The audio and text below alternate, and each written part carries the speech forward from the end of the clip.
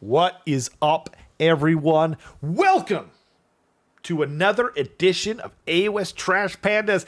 This guy's your host, this guy named Guillermo, and with me as usual. Oh, I forgot. It's Tuesday. My name is Rob, and this is Carson. Carson, how's it going, Carson? That's not my name. My name's Carbson. Ah, What are you talking about? I knew I was going to get it wrong. Or Cribbage White Sock or Charleston Whitaker or whatever other wrong name you want to say, but it's definitely not Carson. It's not Carson? How dare you? I'm sorry. Anyway, I'm good. How are you? Charles Monson? I'll accept that. Okay. That's fine. Okay. I'm doing pretty good. Busy day, getting the stuff ready. Did you see the rumor engine? I certainly did see the rumor engine, and I don't know, man. I keep thinking it's more Kurnothi stuff. Like, I'm just what I'm saying. I'm actually they fully. keep showing like forced spirit-esque stuff, or like, I don't know, just like wood elf-esque things. Like, it's just this really looks like some sort of like forced spirit dog tree thing. Yeah, totally. Yeah. I'm in so much trouble. Like, if this actually happens, like, I know I've told this story a bunch of times, but like the first time I ever went into a Games Workshop, I was going to get Wood Elves. And then I was told by my friend that I couldn't. So I kind of went on from there, but like, that probably would have been my first army. I probably wouldn't have even like looked at the other armies, Yeah,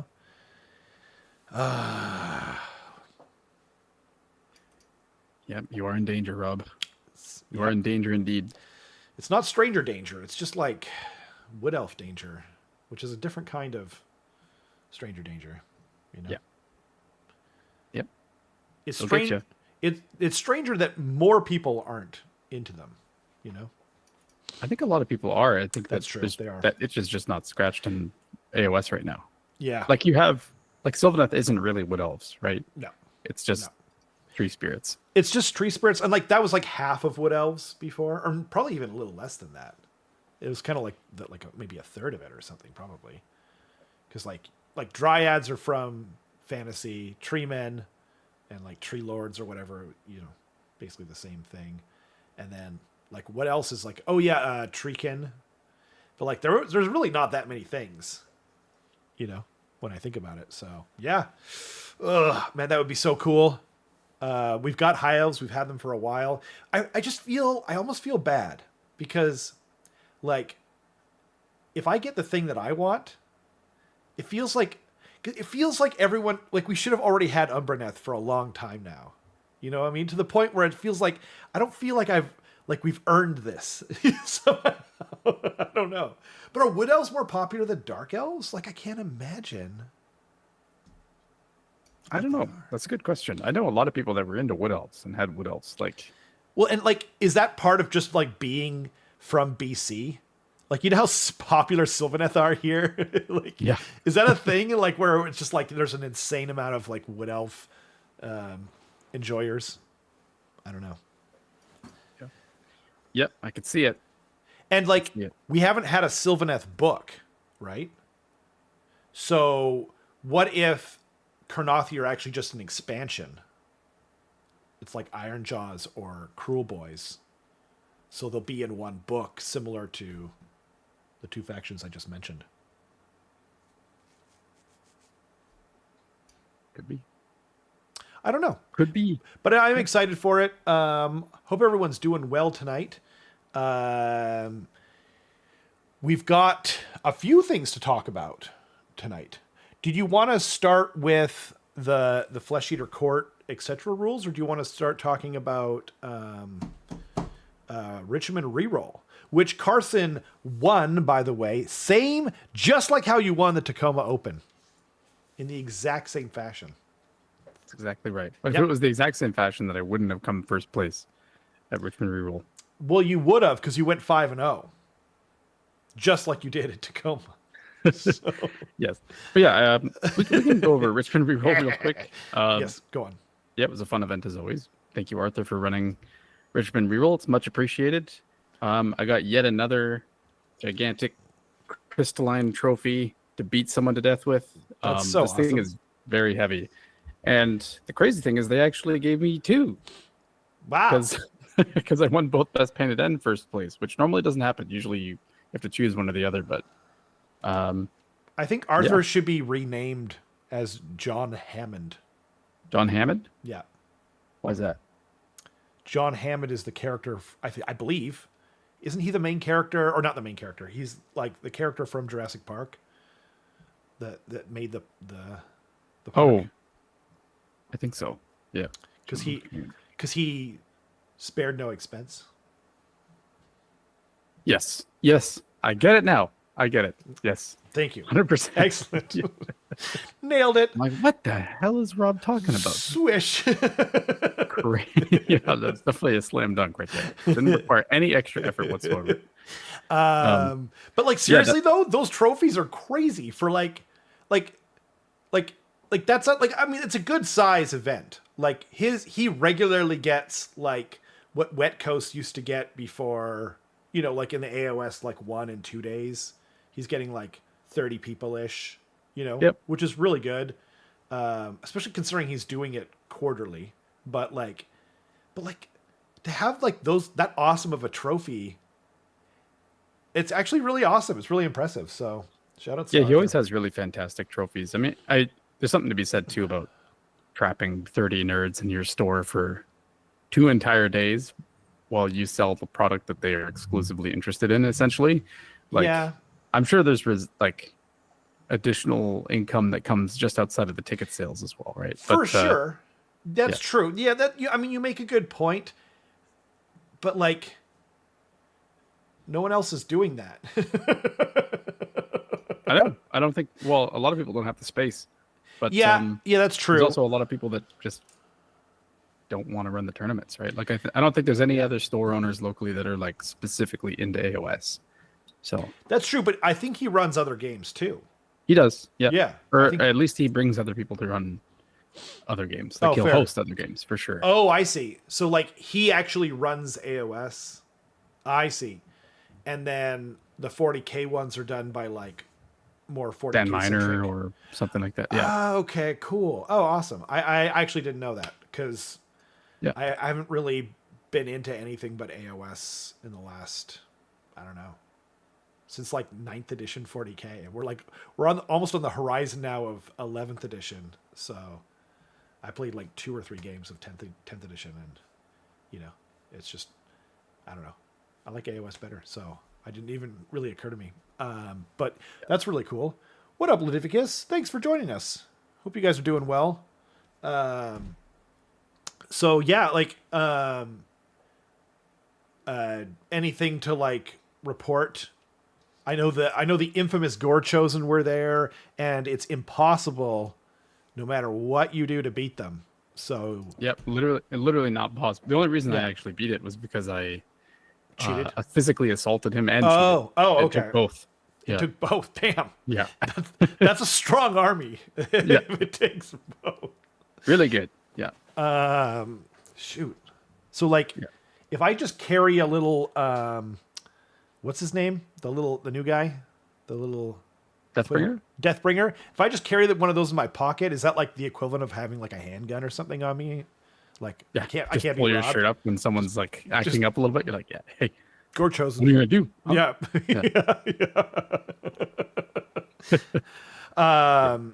So yeah, that was I mean, it obviously did very well. I know that like it won all of its other games. It had to play KO. So you did play Gore Chosen? Yeah, I played against Mike. Right. Probably what saved me was the battle plan that I played him on was Passing Seasons, which is the one where it's like the 4 objectives in the corners of the board that swap between being active and not active. So that kind of meant that he had to be in like completely different spots with like bunches of units. And so that meant that I could kind of like overpower one side and always have that bit and basically control half the table. And then he had to keep some of his heroes like on his back objective because I was threatening it with Gorgers. So that's really sweet. It was just splitting it up a whole bunch, which did it. But still, like it was only a 5-point difference. Like it was a really scary game. And that's crazy. I mean, like if you think about it, because it's like it doesn't get much worse for him than that particular scenario. I feel like Yeah. and then He still pulled it back a decent amount with like even he was saying his rolls were pretty crazy. Like I killed 9 of the okay, heroes okay, and 7 of them yeah. rolled the 5 up to revive. And I was like, why? Why is this? And the funny thing is, Noblars were responsible for killing 2 of the heroes. Because what would happen is the Because he'd ogres would move. come in and like punt them to death, and then Yeah. they would come back on 1 wound, and the Noblars would Oh. just go like with all of their attacks and get like 1 damage through. Should have worn those corn loincloths so that they can just get up underneath them and Yeah, exactly. stab away. So yeah, Oh man, that's crazy. yeah. Alex says must have been nice. Yeah, he had to play the corn AOR on Noxious Nexus, which is the 3 objectives in the center of the table. Which Oh, is good. horrible. Yeah, Horrible. yeah. I mean, you know, I don't know, man. I think you were saying that they had like an, I mean, or not you were saying, but in the chat, people were posting Yeah, I believe the they statistics. came out of Old Town Throwdown, which is a 103-person event. It's a huge event. A huge event, yeah, down in California, done by Tom Hall. They had like an 88% win rate at that event, I think, and then they had about a little over an 80% win rate, like Generally, in general, yeah, across all events that were recorded. So that's nuts. That's it's crazy. pretty good. Yeah, yeah. Yeah. You know, like I remember when I was telling you before the show. I remember when Iron Hands came out in 8th edition 40k. There was like a second Space Marine Codex, and people were screaming bloody murder. But man, 88% is wild. And it makes sense, you know. Like the only downside is their movement, but if you just run everything, they're moving pretty fast, and then you just run them onto the objective, and then you don't have to charge. You can just run them onto the objectives, and then you just anyway. Yeah, it's interesting. I'll be really curious to see what GW does and how quickly. A lot of the people in our local scene were talking about like maybe like this kind of points to the idea maybe we should bring back the like not allowed in tournament until they have at least one FAQ. But I don't know, like I don't, you know, and like I remember some people were saying like it shouldn't be up to us to manage GW's like balance, but like at the same time too, isn't that what kind of makes this game cool? The fact that it's not a video game and we're not on rails that can't be changed how we like. Yeah, I think it's really tough because I thought that in the past it was necessary to wait for an FAQ until like You did think, or something you was- did not think? I did think in the past that it was a good thing. Yeah. And now I'm conflicted because I'm realizing that GW makes their decisions based off of like data Yeah. from events. Yeah. Right. That's another thing. And if there's no events running new things, That's true. then they don't have data to make informed decisions on for FAQs and errata and stuff like that. Right. So then all that's happening is effectively they're making balanced decisions based on the loudest people on the internet, That's which true. seems, or based on something that's so obvious that it's, you know, well, it should and be so fixed kind of like the latter is more what I'm kind of thinking along the lines of like I don't want them to change, by the way, and I also don't play in tournaments, so I don't really care. By the way, like, this doesn't affect me. But it's like yeah, I don't know. I feel like they should be able to figure out to a certain extent, and then some tournaments can run them. But like, else, don't you think it's like perfectly fine for a tournament to kind of go like, you know, like we didn't know this was going to happen when we created this event 6 months ago. The book came out like 3 weeks before our event, or in the case of Old Town Throwdown, or maybe it was even a little less than that. I'm not sure. Like It was 1 week. 1 week. So that's crazy, right? So like, isn't it reasonable for them to kind of go like, well, we don't want this to taint our whole tournament and ruin everything, you know? So we're just not going to allow this one Army of Renown it's so obvious that it's busted. Like it's not, you know. Yeah. Yep. Yeah, I get it. Like I would never fault a TO for doing that, Right. but I don't know that I would make the same decision.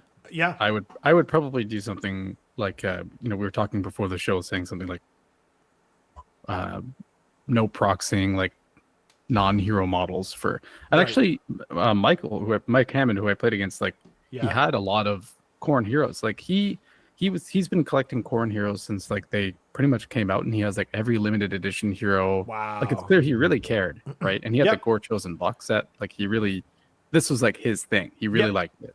Um, Absolutely. and so I think something like that's fine.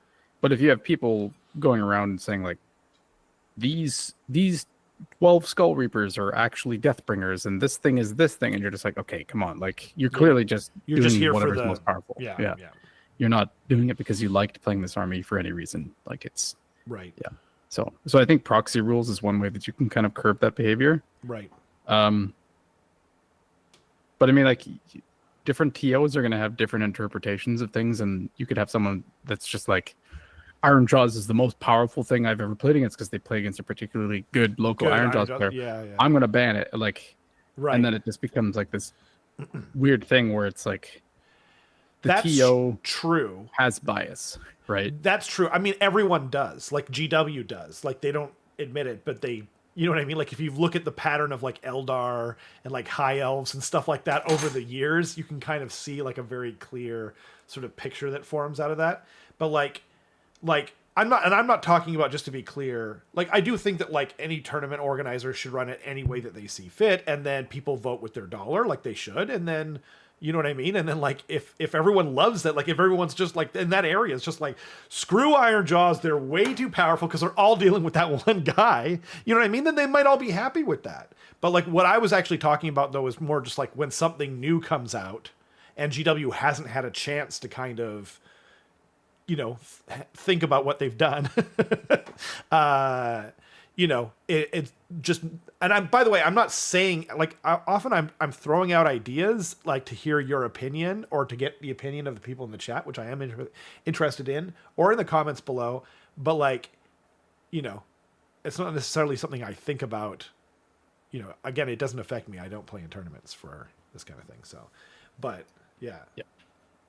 But like, Yeah, I definitely get it. What do you think about that then? Like something's new, you know what I mean? And like the tournament organizers like, geez, this is gonna like, because like, do you remember like after there was recently in Orcs, they got like some kind of expansion, some kind of Army of Renown type deal, but like in 40k styles, like freebooters or something like that. And then they had like a similar win rate. It was like 80 to 90%, somewhere in there, and it was totally busted. And then like all those tournaments, it was like, you know, first, second, third place were all Orc freebooters or whatever they were called. And then it kind of like ruined their tournament. You know what I mean? Like, I mean, like from a certain point of view, you could say like, well, everyone was saying like, was looking at it and kind of going like, see that tournament? You know what I mean? So it might get eyes on your tournament, but it also would feel kind of bad if you're just like, everyone's just like, well, I went there and then I just got my ass kicked because, you know, they allowed this crazy broken army, you know? Like there's like, I don't know, because people spend a lot of money on it. Like they don't want to go there and just feel like it was a waste of time, right? Yeah, it's a really complicated problem. Just because like, you know, it's perfectly valid to ban things and have like house rules at your tournament, like you said. Like people can vote with their wallets and whatever. The only problem is that usually this sort of stuff comes pretty close to when the tournament is about to happen. Yeah, that's so true. Actually, there's a local example, and I'm not using this to disparage them whatsoever because I really respect them as an organization and I really love the tournament. But Northern Waste just announced that they're banning the Corn AOR, right? Right. But they announced it what is effectively 3 weeks before the event, right. And Prince George is not an easy place to get to, right? If anyone's traveling there, like they've booked hotels already, they've booked a flight. Right. They booked a whole bunch of things, and this is probably the safer of the two things to do. Right. Banning them versus not banning them, because there could be people that are like, I don't want to go to the event if it's not banned. Well, and then there's a lot more people that probably think that than I don't want to go to the event if I can't bring my 15 Deathbringers. Like it's much less likely. But yeah, with that being the case, there's still potentially it feels bad either way. That's right? True. That's a great point. I guess my only pushback for that idea is that like, like they announced the tournament like 6 months ago, right? Most people buy their tickets and everything gets sold and all the plans get made, and then like a couple weeks ago or like a week 2 weeks ago or something like that, like this thing comes out. You know what I mean? So like the amount of time that people have known that this regiment, this army of renown exists versus the time that, or even if it's like the whole book, like even if the whole book is busted, right? Like that's the new book that's only existed for although I guess if it's the whole book, then it's like, well, this is my army. Like, what am I, I got to play on the old rules now. So that's a little bit frustrating. But like, I feel, but like we're talking about an army of renown. Like they're not banning Blades of Corn, right? They're just banning this one army of renown.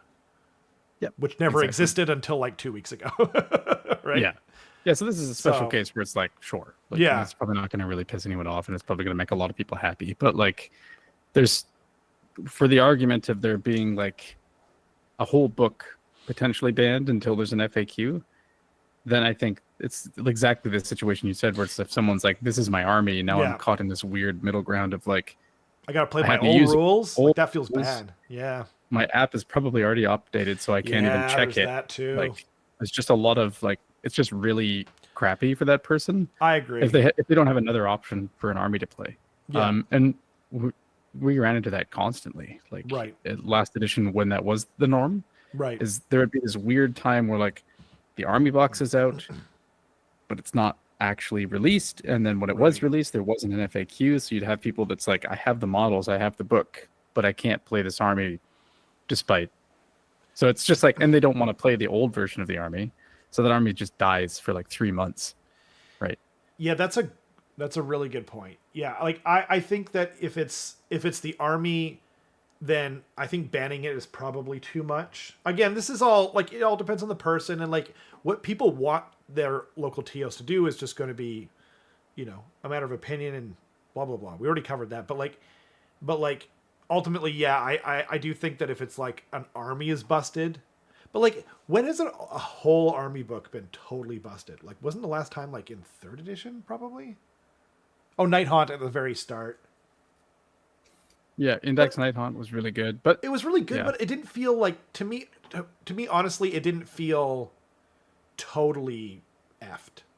You know what I mean? It was just like, oh, Nighthaunt exists. You need screens. You need to have a good amount of healthy amount of screens. Be very careful, right? Yeah, there's a lot of non-interactivity. I think Nighthaunt. It was weird because it was like we're in a new edition. It wasn't immediately obvious that Nighthaunt was a problem. That's true. Yeah. Olivia says it's a super tricky situation, not one that's easily resolved in a lot of cases. Yeah, 100%. Yeah, it's a weird situation. I actually wish that GW would be more comfortable with releasing like a day one patch of some kind. Yeah. It's like there are some things where I understand where they're like, a lot of people are really angry that this is powerful, but we don't think it is. Therefore, we're going to wait to see what the data says. Right. And then there are some things that are just like, clearly we meant this, like instead of like clearly we meant, if there's ever something that's just like actually, if you take the Corn AOR, you have the whole thing where it's like technically rules is written. Right. You can keep rolling that 5 up every single time the hero dies. Yeah. And it's like, obviously they didn't mean that. And that's the sort of thing that I'd really like if there's like a day one FAQ for. It's just like, hey guys, we did mean this thing. That way it's like, there's no, oh my God, this book is fundamentally broken. And like, they could even say like, I totally agree with that. And like, it's kind of a shame that like the onus and like kind of the bad interactions get put on TOs, like who are just mostly just doing this out of pure love of the game. They're not this huge multi-billion-dollar corporation that makes a ton of money, obviously. So they're doing it for the love of the game, but they're taking most of the heat for it. Whereas it really should be on GW to do a day one patch. And they could even say in the day one patch, like, this is a day one patch. We hold the right to further change things. But at first glance, this first couple of weekends, we're going to change the 4-up ward to a 5-up ward. And obviously, we didn't mean for you could re-roll the 5-up to keep them alive forever. Like, obviously, because like, there's like, if you look at every set of FAQ questions, there's usually at least one new question where you're just like, holy crap. Like, what, like, in what universe? I remember there was one in, I think it was AoS 3, but it might have been AoS 2, where it was, the question was, if I concede, does that prevent me from winning the game? Was effectively the question. And it was just like, who are these people? You know what I mean? Like, where are you coming from? You're like, no, I give up. I lost. I concede the game. You win. But I was up on points, though, when I conceded. Like, how does that even work? Anyway, there's always a question like that. Even now, even in 4th edition, there was one in the most recent one. I looked at it. It was in magenta or purple or whatever it is now. And I was just like, my God. You know? So, yeah, day 1 patch, that sounds great. And again, it could be further, you know, it could be, it's like an alpha or a beta of a game. When it comes out, it's like, this is all subject to change. You know what I mean? So when you go to play this game, you need to understand that we can change it at our own discretion at any time, you know? Yeah, that would be great. You know? Yep. And again, it's not like they would have to do it for like, whatever, the Skaven release didn't need anything. The Stormcast release didn't need anything that I can remember, you know? Like, none of the books needed this. So this would be more like an emergency thing, you know? Mm-hmm. Yeah, absolutely. Darktron says, one of my friends played the new Khorne AOR, and man, it is broken. I see the game done at the second round at top on the opponent's turn. Yeah. Yeah, wow. Yeah. So one battle round, and then you're like, oh, I'm dead. Yeah. And, you know, again, like, you know, there's like, that's circumstantial. I'm not saying you're not correct, Darktron. I think the statistics definitely show that you are correct. But like any 1 or 2, 3 games, like, you know what I mean? Like it doesn't mean as much, but we're talking about like an overall picture here. You know, the statistics are, you know, anyway, whatever. I don't want to beat a dead horse. We've talked about this a lot. Yeah. It is what it is. It's funny though, because like, you know, when you talk on the internet, even when you're like just giving free entertainment, there's always people who are just like, but you know, this and that and the other, and that's totally cool. And I like, and I do respect, and I appreciate people giving feedback, but you know, we're just kind of, I don't know, it feels like we're stating the obvious mostly. Anyway, moving right along. There is we did get some really cool rules previews. Let me see if I can pull that up. I went to the wrong thing. Bam. So I actually put it on the wrong thing first. So the first one we got was the Flesh Eater Courts. I don't know about you, but I'm really excited for this. Like, I do have Flesh Eater Courts.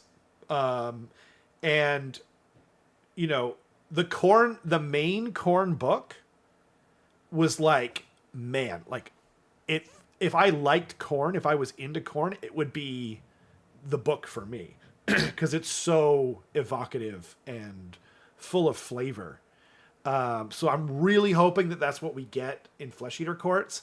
In Flesh Eater Courts Index from 4th edition, it was just literally the 3rd edition battle tome, but worse. And it also, like, I don't know, I just don't think it really worked really well. And then they had to like severely adjust the points to where it was like broken. And then they kind of brought them back. And I don't know where they sit now, but I just kind of threw my hands up because it was never a thing. Like my least favorite part of their rules was what they kept, which was the NDP, which is bookkeeping. And that's not fun. No one likes that. I'm going to grab a water. Would you mind just starting the you know, talking about them? I'll be right back. Yeah. You want me to start reading the article, the rules and stuff? Sure. Yeah, or you can talk with the chat, whatever you like. I just need water. Yeah. So we can go to the first thing. So they gave us a preview of a couple different rules. They kind of started covering these delusions, which is about a new battle trait. So in every turn, the Flesh Eater courts fall under the sway of a specific delusion that alters how they perceive the battle. A Kingdom Diluted lets you choose a delusion in the first turn of the battle, but after that, you're partially at the whims of the dice. On a 1 or 2, you must pick a different delusion to the previous turn. On a 3 or 4, you're forced to maintain the delusion, even if the originator has perished. And on a 5 or 6, you must pick as if it was your first turn again. There are 2 delusions to choose from your battle traits, a Splendid Pageant and a Glorious Banquet, but the rest are found on War Scrolls of Abhorrent Heroes. So Kingdom Diluted says exactly that, pretty much, that if you roll a 1 or a 2, you have to pick a different one than you picked last turn. 3 or 4, you keep it. 5 or a 6, you can pick a delusion like you did the first turn. So and then does that mean that you can pick the same one? Yep. Right? Exactly. Because it starts anew. Yeah, so it's just saying like you do whatever you want. Right. If you roll a 5 or a 6. And then let's see. Do you want to read the next part? Sorry, my Sure. dog's getting home about to scream probably. That's like my favorite part of every podcast is your dog screaming. So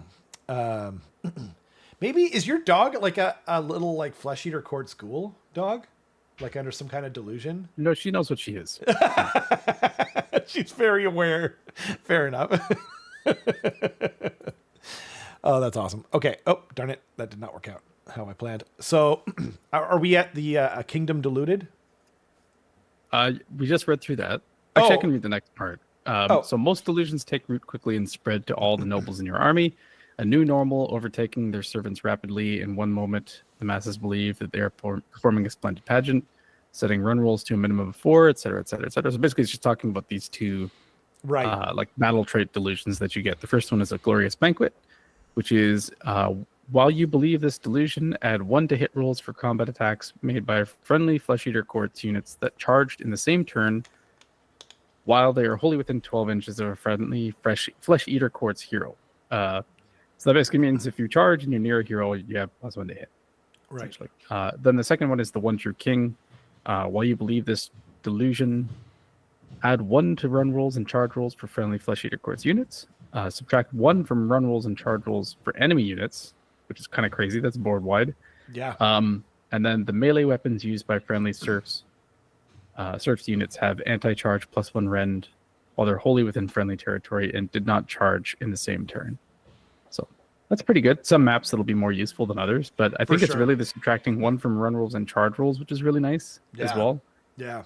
I know scary. specifically as an ogres player that sucks. Yeah. It's effectively like -2. But, -2? well, because I'm because you're always running running and charging. Got it. For once, the rich don't get richer, Carson. Dang it. Yeah. So actually, it says there are 2 delusions to choose from your battle traits: a Splendid Pageant and Glorious Banquet. So I think the One So True we didn't King one see- is on Usharan's War Scroll. I think so. Yeah. Right? So we saw a Glorious Banquet, but not Splendid Pageant. Or no, sorry, we saw. Yeah. We didn't see a Splendid Pageant. We did see a Glorious Banquet. And I guess that one is the anti-charge. No, the Glorious Banquet is the +1 to hit near friendly Flesh Eater Courts units. Okay. It also says that as the One True King of the Carrion Court, Usharan improves run and charge rules for his followers, while powerful, maddening aura hampers those of his enemies, and all nearby serfs who stand ground get anti-charge +1 rend. As the epicenter of delusion, he can also sway the result of the delusion dice roll by 1 either way, That's cool.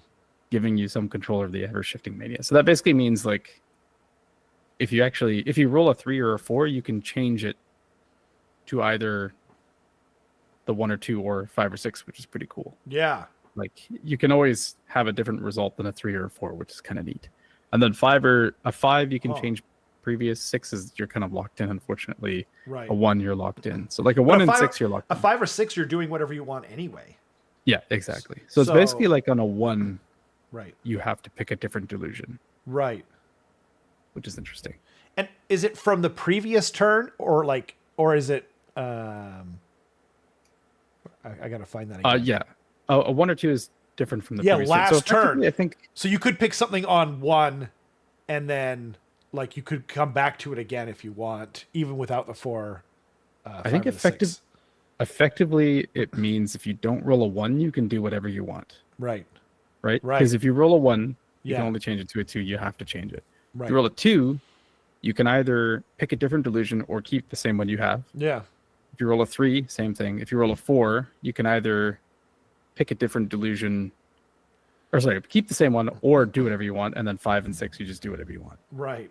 So basically, this is a very long way of saying, yeah, if you roll a 1, you have to pick a different delusion. If you roll anything else, you can do whatever you want. Right. And the nice thing about this too is that like FEC aren't really supposed to be a slot machine army like Skaven. So you know, I mean, like, again, this is only if you have Usharan. So, you know, but yeah, it's cool. Yeah.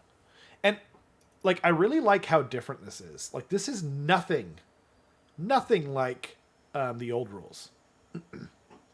It's neat too, because like there's 2 battle trait delusions, and then all of the different heroes are going to bring their own delusions too. Yeah. So they're kind of like these little cards that you get to collect that Yeah. like have board wide that's really cool and really thematic. So cool. Yeah, I like it a lot. And we assume it's only going to be on the Archregents that have access It to says that? abhorrence. Abhorrence. Sorry, that's what I meant to say. Yeah, Yeah. so the Abhorrent Archregent, the Abhorrent Ghoul King on foot, and then maybe there's different ones depending on whether they're riding a zombie dragon or, yeah, etc. The Abhorrent Cardinal, I think, is one. And then I know Gourmain counts as an Abhorrent. So... Yep. So there's Yeah. actually 2 examples here. Gourmain is one of them. Oh, right. that I it shows forgot. us. So it shows us Sir Felgrin, which his delusion is Sir Felgrin is abroad. And I thought he was it a guy. is- What do you mean? you're right. Nice. Fair enough. That's Sir. That's true. Exactly. I don't get it. What? While you believe this delusion, subtract 10 from the control scores of enemy units while they're in combat with any friendly serfs units or any friendly non-hero flesh eater quartz monster or beast units. So basically any non-hero non-knight flesh eater quartz unit, I think. Right. Then you're minus 10 OC, which is pretty huge. It's just like if you're just stuck in combat with a ghoul horde, you're like, I can't take any of these objectives. This is nuts. Yeah. And then you have Gourmains, which is accusations of regicide, which is while you believe this delusion, add 1 to the characteristic, or 1 to the damage characteristic of melee weapons used by friendly serfs and knights units while they're wholly within 12 inches of any friendly flesh eater quartz heroes that had any damage points allocated to them in the same turn. Horrifying. It is like, horrifying, but then you might have to like sacrifice the hero, and then you also Maybe, couldn't, but you also couldn't go with your serfs first, right? Yeah, there's a lot of ways you can proc this though, right? Like roll a 1 on a place of power. That's true. Then or miscast or like there's probably other ways too, but like you do that, and then another thing too is like if you charge Usharan in and Yeah. he fights, or like someone charges Usharan, this is also like a really good defensive buff, right? If someone wants to try and kill Usharan and doesn't, Yeah. then all of a sudden you have like 40 ghouls on damage too. Yeah, yeah. No, that's true. I mean, like Usharan, and like I think the stocks might go up on the like Terrorgeist, like the monster models, essentially, because like traditionally speaking, the Flesh Eater Courts heroes are on a bad save with like little to no ward, so they're probably going to just die. So it might feel like you're just kind of sacrificing them, but like, Yeah. that might not be the worst thing either. Where if you just send in like a Ghoul King on foot, he dies, right? As he'll die, but now all like that might be worth 100 points to have like 40 ghouls on damage too. You know? Yeah. Like that might be The worth it. interesting thing though is that the timing on a kingdom diluted is once per turn army at the start of any turn. The Kingdom timing on Diluted. Which one is that? That's the one where you pick your different delusion. Oh, right. Yeah. The timing on using a place of power is also start of the turn. And because it would be your turn to resolve abilities however you like, Right. you can choose to do the place of power, see if you take damage from it. That's and they're true. like, I took damage. Accusations of regicide. Like Yeah, you just yeah. go and, like, That's run true. someone over, essentially. That's true. So it's like a 1 in 6 chance that you just bowl somebody over, essentially. Right. Yeah, but and they have to be within 12 inches. Yeah. So they have to go in there with the one that's been hurt. But that's true. Yeah. Yeah. I You like just it. like sprint him up the table and that. Yeah, and because they just Very have to be good. within 12 inches, so they don't have to be in combat or anything. Yeah, Yeah, that's interesting. it's just funny that like the hero tries to use a place of power, hurts himself, and he's like, "Ah, you fiend!" Yeah, I like it. That's true. Yeah, that's a great idea. Or you could even put. Oh wait. You can't. They can't even. They can't die though. No, they can't die. They have Oh to be yeah. damaged. That turn. Right.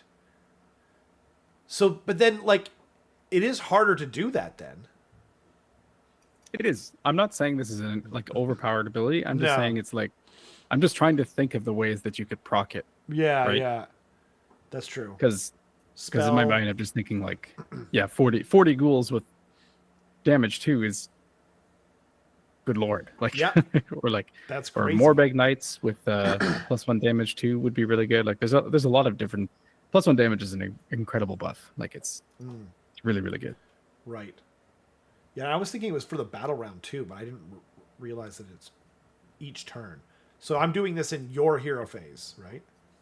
At the start of your opponent's turn. Yeah. Yeah, or both turns, right? Yep. Okay. Yep. Wow.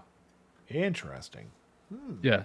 Other delusions may stem from zealous orations of the abhorrent cardinal, who helps his congregation weather the effects of magic and extinguish enemy manifestations, or the howls of an abhorrent ghoul king on royal zombie dragon who beseeches knights and monsters to perform thunderous charges. If Nagash chooses to join the cannibal kingdoms in battle, he displays godly contempt for the baffling fantasies his servants pursue, rendering him immune to all effects. Interesting. So he's not affected by anything. So he's like, it's a little less of a reason to take Nagash in FEC. Right. Sounds like. And then it says, while delusions are the core rule of the army, other battle traits remain familiar. You'll still heal through royal blood and be able to enact glorious feeding frenzy, though now it is once per battle that requires the hero making the call to be in combat themselves. So kind of like a WA. That's what I was wondering. combat. Yeah, it sounds like it. I hope so. I hope it's not like literally once per battle, like the Yeah. Ironjawz rules as written when they first came out. Right. Yeah. Then once per turn, your nobles can still muster guard and return bodies to their serfs and knights. And for a command point, you can still summon loyal subjects to a half-strength unit from the battlefield edge. With 9 heroes contributing to the mass mania of Flesh Eater Courts, you'll be able to choose wisely when constructing your army to ensure that you have the right abilities available. It's going to be available for pre-order on Saturday. Wow. These seem really cool. I like these a lot. Me too. You know, like kind of what I was saying about, or I mean, I was quite disappointed with IDK in the end because like it was like the same rules but just like slightly tweaked. You know what I mean? This seems totally new, and that's I think what we all want. Not just FEC. Yeah. You know, like when you're not satisfied, like we're going into a new edition. You know what I mean? If you're not going to just constantly tweak rules and just make them better and better and better, we want new things. We want interesting things. And didn't really get that for IDK, but this seems totally new. So that's really exciting. And yeah, even more so because I didn't really like the old rules where you had to like go in there with your super squishy heroes, you know, probably die and then kind of not get anything out of it. Yeah. So I mean, near the end, they made it much easier to get NDP. they did. They actually brought it back the rule from AoS 3. Yeah. Where you could do that same heroic action from AoS 3. Yeah, exactly. So. Yeah, I hope that they get rid of NDP as well. Like they haven't said that it's still in here, so which makes me wonder how or what the limit is on like returning. I think it's going to be like Soulblight, where it's just like just happens. It just happens, or maybe it's like a universal spell, or I think it'll probably just be something that happens, and it's like there'll be a range, like pick up to this many units. If you're doing it from a courtier, you can pick up to 1 or 2 units, and if you're doing it from an abhorrent, you can do up to 3 units, and then you can heal 3 or bring back a number of models with blah blah blah blah blah, like that kind of thing. Yeah, that makes sense. If it effectively, I wouldn't be surprised if it mimicked Soulblight Gravelords almost entirely, where it's just like deathly invocations, and then you're. I think that they kind of nailed that. Like I think that's the way to do it, which is what made me think of it. Like even when I read that article this morning, or not this morning, yesterday, That's kind of what I was thinking. But Yeah, we'll see. but yeah, these seem really cool. Really cool. I like it. I do too. I ordered the book from Arthur, and I'm excited. Nice. Yeah. Go get your book from Richmond Reroll, sponsor of Saggy Old Dice. Saggy Old Dice. Like I'm from Chicago. Can I get it? Can I get a deep dish pizza? No? Fine. Moving right on to the ghosts. Again, they're heavily, by the way, Qual, I did see you. He said the slot machine nature of Skaven has gone way down. That's totally true. And some of like the power, like the fluctuations therein, I think it's better overall. But he also said, on the other hand, it seems like they're getting more comfortable with control score modifiers. Absolutely true. I think that's something that a button that they kind of pushed more in 40K. But yeah. And then Ludivicus says, I like that it's less bookkeeping. Amen to that. Oh, by the way, when we first brought up the article, there was the new vampire / flesh eater quartz dice on the screen, and then I forgot to point it out. But they're, you can get them in the description below. And thanks to everyone who's bought them, they look really cool. So we got Nighthaunt, and it looks like, I won't read it from the beginning because there's lots of like flavor text in here. But it says, with the new battle traits that say goodbye to Wave of Terror, the Nighthaunt have phased through the shackles of the capricious charge roll to receive an array of changes that let you create an unstoppable tide of terrifying geists on the tabletop. They retain their ethereal rule, but now they only ignore negative modifiers like rend, which is crazy, right? But so you can pop out an all-out defense, but as a result of the change, saves across the board have been reduced to 5 up for heroes and the Black Coach, while your hordes of specters have gone down to a 6 up. So if you use all-out defense, then you're only getting them back to 1 worse from where they were before. But there's more, obviously. In tandem, though, every Geist gets a 5 up ward save, which is crazy. That's the same as Nurgle, right? Everyone gets a 5 up. And then Grimghast Reapers, Bladeghast Revenants, Pyregeists, and other larger spirits are receiving an extra health per model to represent the difficulty of cutting down an incorporeal being. But it says Grimghast Reapers, Bladegeist Revenants, and Pyregeist. So I guess what they're saying is anything that's on a 32 millimeter base is getting 2 wounds. Are Harridans not on a 32 mil? I don't know. I don't actually. My son used to be a Nighthaunt enthusiast, and he never bought any of those. We he liked them, but they were never in any of like the boxes and stuff like that Right. before when he was into it. I'm just gonna look at the Nighthaunt units to see. So there's a couple things to consider here. Like a lot of people are getting really fixated on like Blade Guys specifically, which is what's really good right now. But if you take something like Hex Wraiths, it doesn't mention that they're going to be going up in health. It might be. I doubt it. But Hex Wraith's going to a 6 up save and staying 3 wins each means that they become very paper thin. Right. Like it's that's true. Unit of 10 of them. Hex Wraiths. I'm sorry. I thought you meant the little guys. Chain Gas? No. Yeah. I think they're meant to be 1 wound each for sure. For sure. Yeah, that's true. No, I'm talking the cavalry, like the Hex Wraiths. Right. Sorry, my dog barking. So the things that weren't mentioned here are. She hates you so much right now.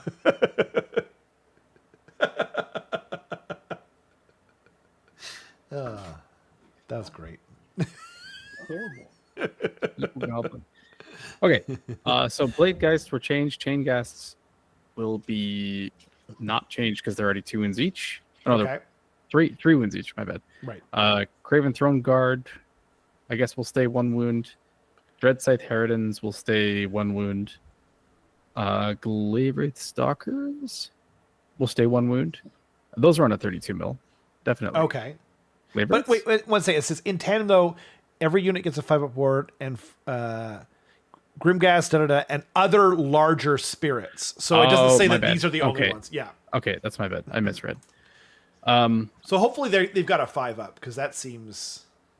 Well, they'll have a 5-up for sure. Yeah. It says everything gets a 5-up, but like Oh, no, I meant like the save.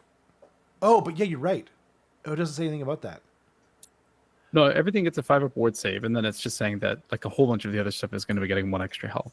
So what that effectively means is like, let's say you have a group of 20 Bladegheists. Right now, it would be 20 wounds on an ethereal 4-up, 6-up ward. Yeah. And then, in the new book, it's going to be 40 wounds Right. on a 6-up ethereal 5-up ward. Right. Which I haven't exactly done the math on that, but like in your brain, you start to think like, okay, 4-up ethereal versus 6-up ethereal, 1 wound versus 2 wounds, 5-up ward versus 6-up ward. Like it's Right. It makes you think that they're effectively getting tougher, right? Like they can take more damage than they used to take. Yeah. And it also means that they're not gatekeeping the type of damage that's going into them. So it used to be that, let's say, Alariel goes and swings at Bladegeist Revenants, Right. and she gets like 4 attacks through. It's not horrendously unlikely for you to roll like 3 or 4 4s, right? And you're like, congratulations, Alariel, you did nothing, ha ha ha. And like, what she should have done was like 12 or 16 damage, right? Yeah. Versus a pack of like 6 gluttons, just because they happen to have mass attacks instead of like a small amount of high rend, high damage attacks. Mm-hmm. Yeah. Then so now that's like, that doesn't matter, right? Like it's like Alariel has just as good of a chance as those guys essentially. Yeah. Just because they're not like cutting your, they're not, it's not the ethereal 4s just kind of gatekeeping the high quality damage. So that's interesting. And then I think it's also inherently preventing them from getting like crazy recursion from rallying and their That's true. terrain. That's a good so point. like even if you get +3 rally dice, now you need 2 rally dice to return every model. Right. Yeah. Whereas it used to be like, I'm going to return D6 models with the spell, and then I'm going to rally with 10 dice, and then I'm going to bring stuff back with my Sepulture or whatever. And it's like, if you have a unit of like 3 or 4 blade guys out of 20, it's actually like not that unrealistic that they just like balloon all the way back to full in a turn or 2. Yeah. So. Yeah. That's a great point. I meant, by the way, earlier I meant 5-up for heroes is the regular save, and 6-up. I, for some reason, translated that over, and that's not the case, obviously, at all. Gotcha. But then every unit gets a 5-up save up from 6-up, and then, so like they're going up 1 wound. I wonder if we will see an extra wound possibly on Hex Wraiths and stuff like that, because like they're currently 3, right? If they go to 4... that's the same as like eels. So it's not out of the realm of possibility. Right? And then... yeah, I don't know. It also makes it doesn't it feel more evocative of ghosts? Where it's like, yeah, you can hit into them and like do your damage. You know what I mean? But then it's a little harder to like, because they're ethereal, you know. It's harder to like make the damage. Yeah. Right? Yeah, there's like a small chance that your attack just like passes through them, like 1 in 6 effectively. Yeah. And then it's still just like ectoplasmic goo, and you're just like writhing around in it trying to like kill it, right? You're just like, oh god, like it's not gonna. Yeah. like those like those old like telephone booths that they would fill with dollars that float around. You're just trying to get it, but you can't quite. Yeah, exactly. Yeah. You got to use your T-shirt. That's what I found against ghosts. Yeah, exactly. Yeah, I really like that. It's like if you have, it used to be that if you had like 32 attacks at damage 1 as opposed to like 8 attacks at damage 4, you would prefer to be the 32 at damage 1 into Nighthaunt. Right. Whereas now it's like, yeah, doesn't really matter. Like you're pretty much fine either way. Because like mathematically there's much less of a swinginess to it. So I like that. I think it's better for everyone. Ludivicus says Harridans are on 32 millimeters. Thank you, sir. Appreciate it. Yeah, I don't know. They're cool. I was kind of hoping that they were going to get like because like this is infantry of the army.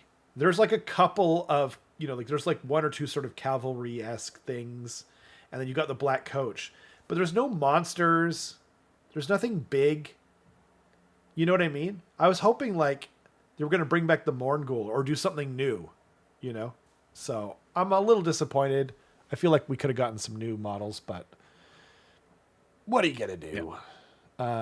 Yep. Does seem like they... I mean, well, actually, let's keep reading. Sure. And then we'll summarize after. Prolonged exposure to the Nighthaunt is guaranteed to send a chill up the spine of even the boldest and bravest warriors in the mortal realms. The constant reminder of Nagash's ultimate plan for a cold necrotopia? Necrotopia? I don't know. Necrotopia.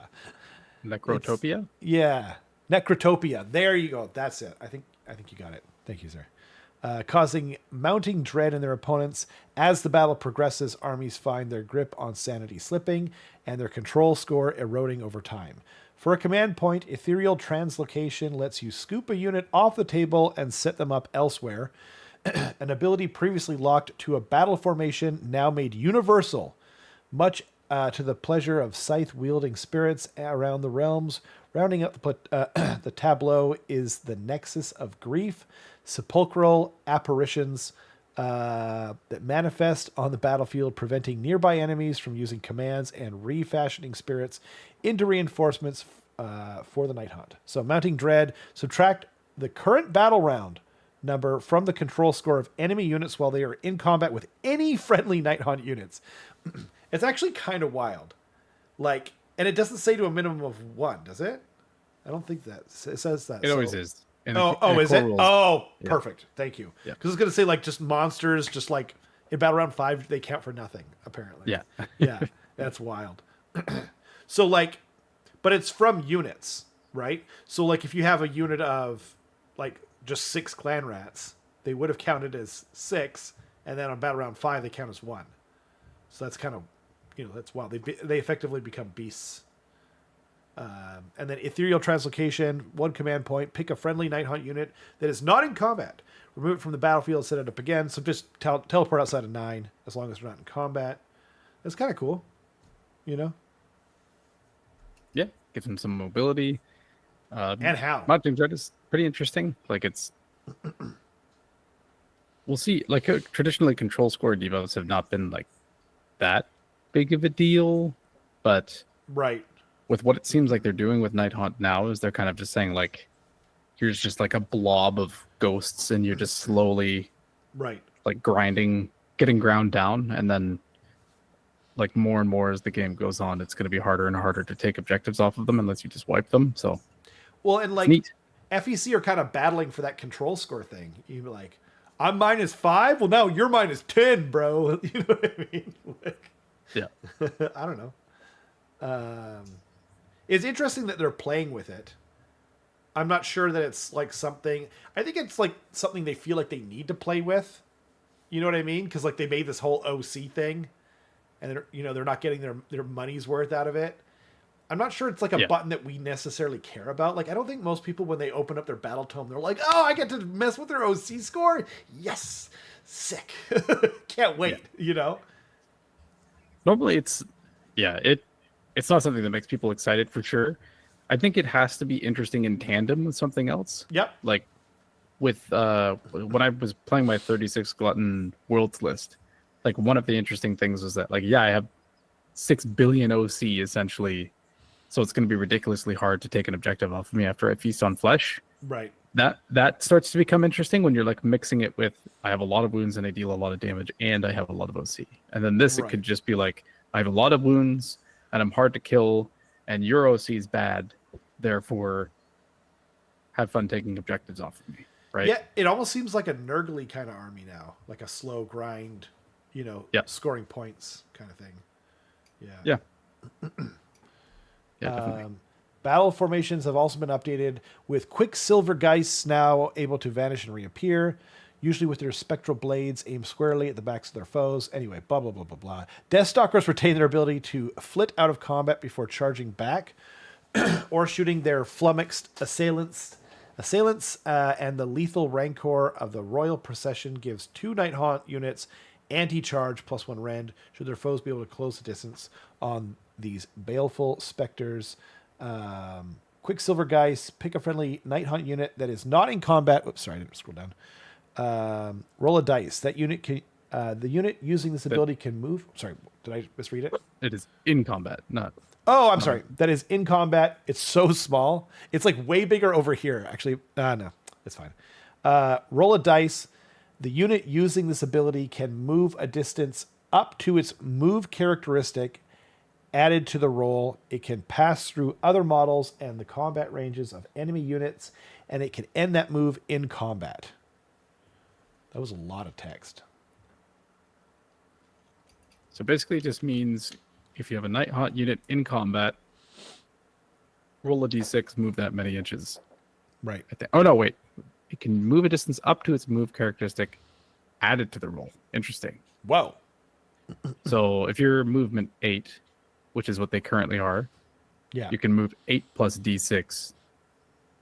And That's crazy. does it say it can pass through other models and the combat ranges of enemy units, and it can end that move in It combat? can, So this which is like doesn't have to. It's like so it's like a quasi retreat and charge, or Yeah. it could be even like a pinning piece, right. right? Right. If you're in combat with something else, you can kind of like hop over, pin someone else, prevent them from redeploying, and then right. more easily get another unit in. Yeah, that's which is true. pretty interesting. That's a cool ability. That's like movement shenanigans tech. I like that. I really like it too. And this is like a formation, right? Yep. Quicksilver Geist. Okay. Yeah. And then Royal Procession, Lethal Rancor. Once per turn, army, enemy hero phase only. Pick up to 2 friendly Nighthaunt units to be the targets. The target's melee weapons have anti-charge plus 1 rend for the rest of the turn. That's kind of like, I don't know. Neat. Yeah, it's kind of like the easier one to use. And I think there's a lot of value in having different complexities of formations, you know? Yeah.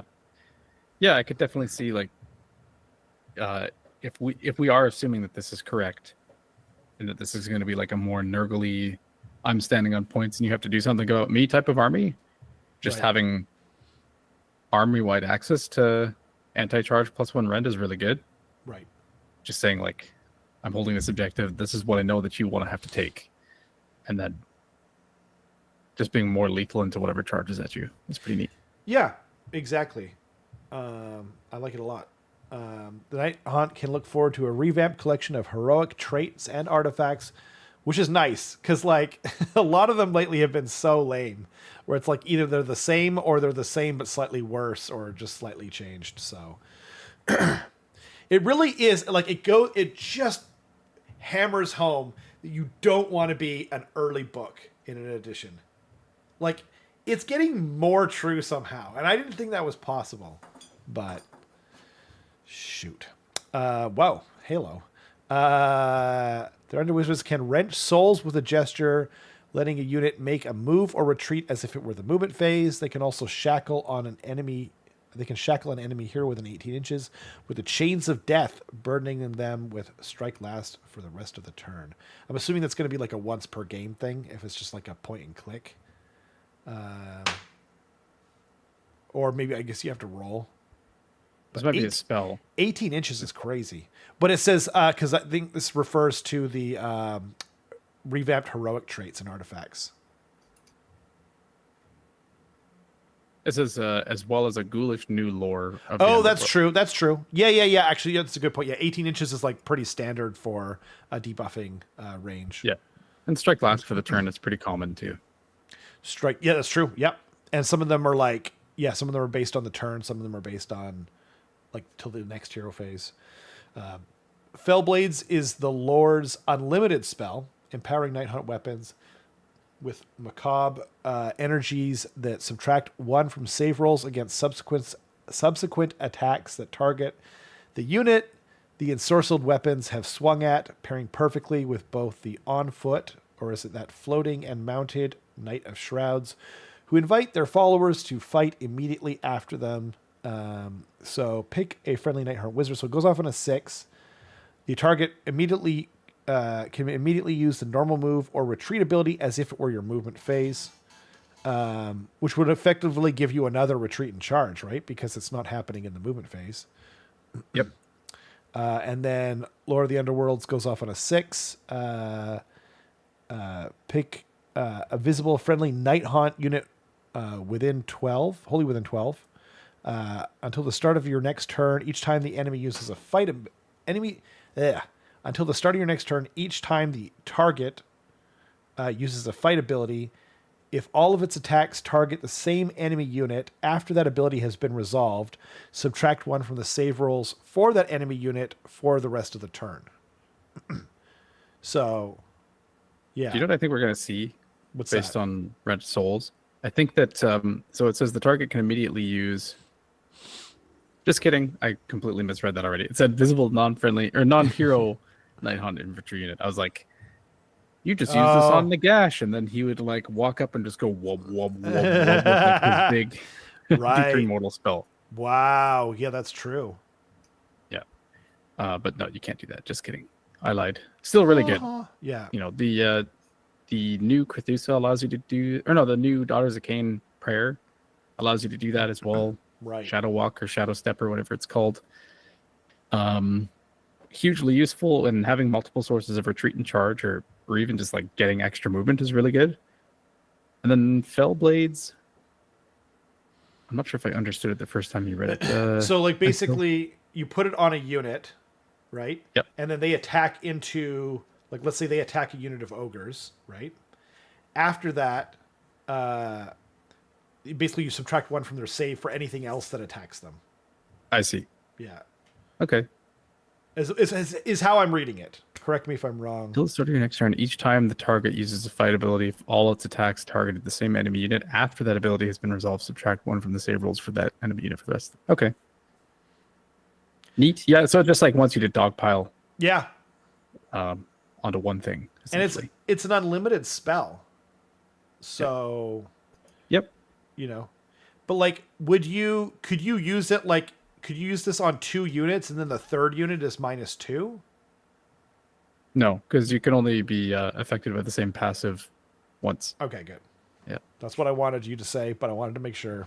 Feels like we're getting way more information about Nighthaunt than FEC, right? Yeah, we are. I can pick it up after this. Sure. Alex said in the chat. No, that wasn't a comment at you, by the way. No. I I was didn't literally think so, just. but I was just saying, like, yeah, it is a lot more. Alex says in the chat also, can't wait for Slanesh to get Luster Lust. Yeah. Nice. Luster Lust. I hardly knew her. Ludovika says it's unlimited, so Nighthaunt can still get their Ren stacks. If I'm interpreting it correctly, yeah, I think the rule of 1 prevents passives from being stacked more than once. I don't, because you can't benefit from the same passive, and you can't be like have the same passive like negatively affecting you either. Because otherwise, I could like. Yeah, there's a lot of examples I was thinking of, but like, yeah, usually that's the case, and it usually will specify that it is cumulative, if it's intended to be. Right. The alchemically minded Lord Vitriolic joins the morbid procession with this battle tome, a wretched figure cursed by Nagash to fess over blah blah blah blah blah blah blah. In other words, on a dice roll of 3+, you get to pick your poison. Otherwise, you roll 2 dice and get what you're given. Phantasmal solvent dissolves anything. I'm just going to read the actual ability just because this is explaining what it does. Yeah. So this is once per turn army, your shooting phase. Declare, pick an enemy unit within 10 inches of this unit to be the target. So just within, not wholly. Effect, roll a dice on a 3-up, pick one of the following effects. Or roll 2 dice and apply both corresponding effects in an order of your choosing, including duplicate effects. Interesting. If it has a move, if the target has a move characteristic of dash, inflict 6 mortal damage on the target, and that's if you roll a 1. So then it would be like if you pick a faction terrain or a static manifestation or something like that. Number 2 would be acid fug, I think. Fog. Acid fog. It looks like fug. No, it's it fug. Does look like fug. I think it's fug. Okay. Inflict D3 mortal damage on the target. Pretty simple. Fling concoctions. Add 1 to the attacks characteristic of this unit's hurled vial this phase, but all attacks made by this unit must target the enemy unit. And 4 is choking vapors. The target is a wizard. Subtract 1 from its power level until the start of your next turn. 5, if the target is a priest, remove D3 ritual points from it. And 6 is ward rolls cannot be made for the target for the rest of the turn. So it's basically, yeah, if you roll a 3 up, you get to pick whichever of these effects you want, or you could just roll 2 dice. Right. And those just do a. But if you roll a 1 or 2, you don't get anything? No. It says, wait. Roll a dice. On a 3+, pick one of the following effects, or roll 2 dice and apply both corresponding effects in an order of your choosing.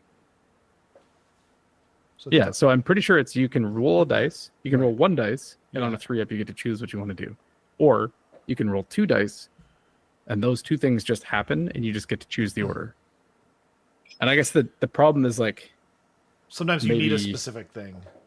Sometimes you need a specific thing. Like maybe you're targeting like Chosen, and you roll a 1 and a 4. Right. And it just does literally nothing. Right. Right? Yeah, that makes sense.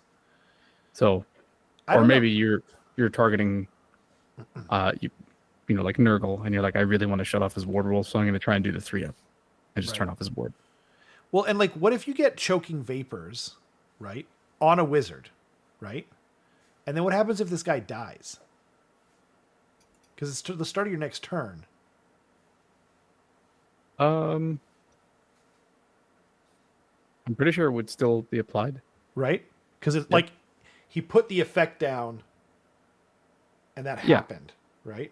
Yeah, a passive is applied, and it doesn't say like while he's within range of this guy or something. Okay, cool. I wanted to make sure.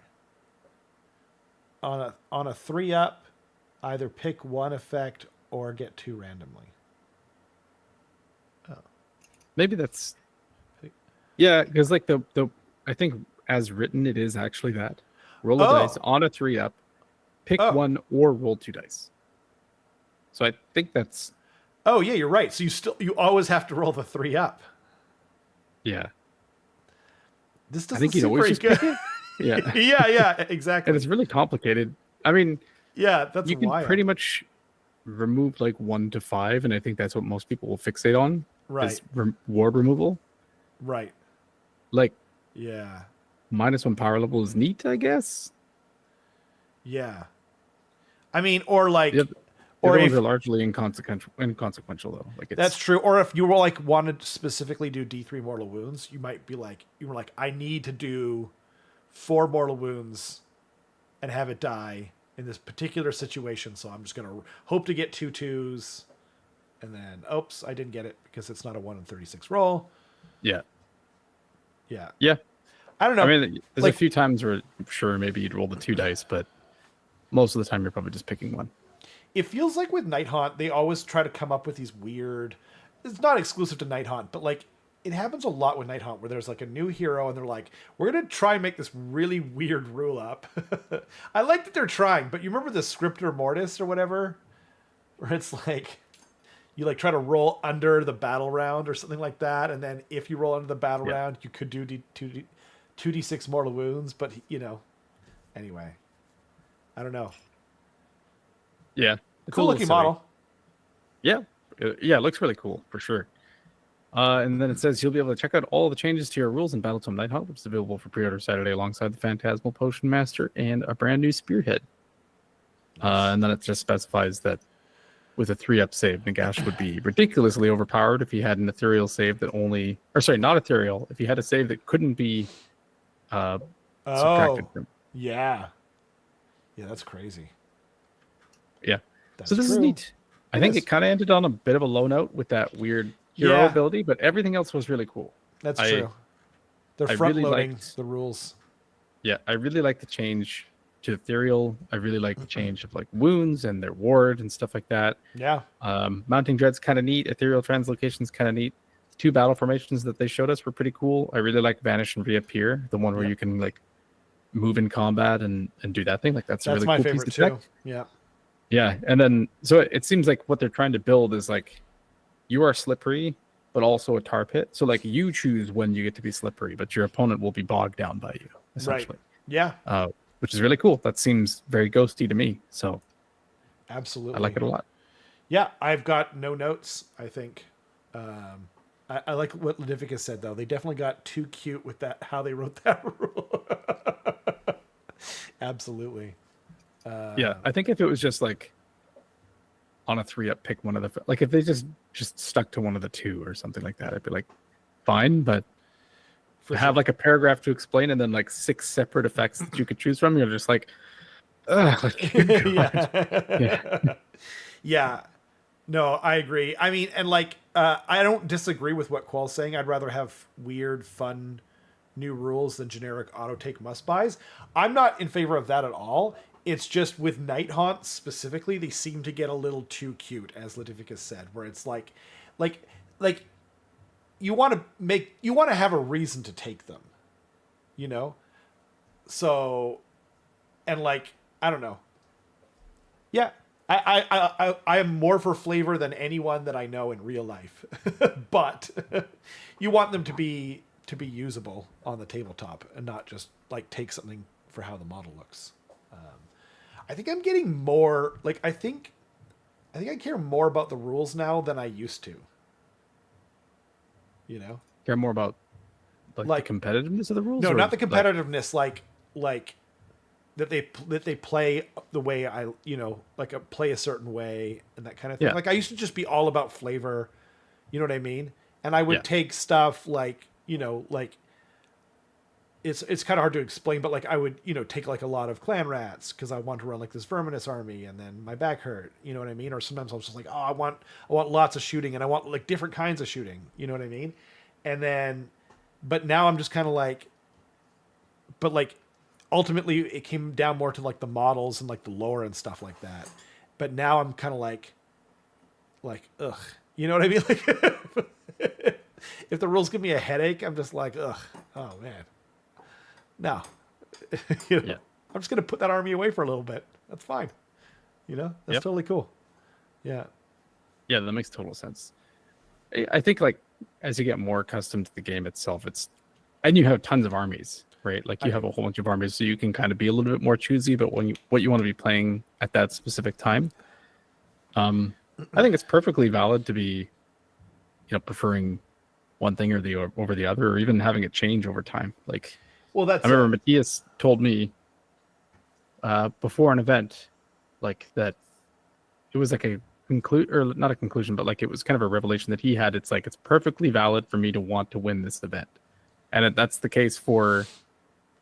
It's perfectly valid for you to want to have good rules or to have thematic rules or to have cool looking models. It's like we're all in this for a different reason. Yeah, Some of us for similar reasons, but like everyone has their own different brew of like why they enjoy the game, and it's perfectly valid for that to be the case, unless that is hurting other people, of course, physically, which is my thing. So yep. So you demand more armies of renown? Is that what I'm hearing? yes, Okay. yeah, exactly. Excellent. Excellent. Yeah. You demand that that you're able to take a horde army and your opponent has to move your models one by one so that they're physically in pain after playing Hmm. against you. Perfect. That sounds great. Mwah! Um, yeah. I think for me too, like so I didn't used to have a lot of armies, and then I started a channel like an idiot, and then I was just like, oh, like people want variety, and so then I started getting more armies, but like in fourth edition, I'm playing less of a variety of armies than I ever have in ever. I'm playing like realistically, I'm playing like two armies, whereas before in third edition, especially during in battle reports, I was playing a different army every battle report. You know what I mean? And it was just kind of cycling through them.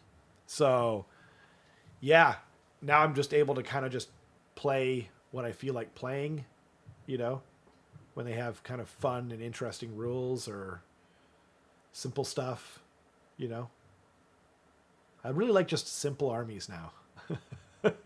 Yeah, I don't I don't nice. yeah, yeah, you just kind of get to kind of just focus more on the battle plan, and you know what I mean? Yeah. It was really cool. Yeah. I've been doing like the slow grow with my son Liam, and we just played 1250 points, and it's been going back and forth. Like he won the first game, I won the second. He won the third game, I won the fourth, and he's learning, and I'm kind of learning too. Like little things like because you can put I think the Soulblight Gravelord Sepulchra in the enemy territory, and so I said to him like, here are the different things you can think about when you're doing that, and so he put one in my back territory, and I was just kind of like, man, that's going to be annoying because we don't have a lot of units here and now, so that's going to allow him to like deep strike units in towards the end of the game. But then we went to deployment and he got to deploy first, and then I was like, oh, but if I put my Agrodons within 3 inches, I can just start charging up their rage meter right away because I have the Carnosaur, because they can fight. It's just they have to fight the previous turn. And then with the Carnosaur nearby, they don't lose any rage tokens. So then in the last game, when I first like went into him, I had so many attacks and I rolled so well. It was so gross, right? I was rolling a billion attacks, and instead of having like 2 units of 3, I had 1 unit of 6. And so then he was just like, man, those Agrodons are crazy. And I was like, but don't forget, like you let me charge up. So they were, instead of having 3 attacks each, they started on 5 attacks each. And then I also rolled insanely well. But I was like, next time, don't put the Sepulchra in my territory and allow me to do that. You know what I mean? Like, it sucks that you can't, harass me from behind and I don't have to worry about that, but, this is what you can do and whatnot. Anyway, it's been really fun. It's been super fun. It's been some of the most fun I've had playing Age of Sigmar in a while. It's just kind of going through it and, making a slow grow like this. So, yeah. Yeah. It's a really good way to get into the game for sure. And even for me, like I have Seraphon. I've played Seraphon since late 2016, early 2017. I've had that army for this long, and the new models are so cool. I just was kind of looking for an excuse to get more stuff and paint them up.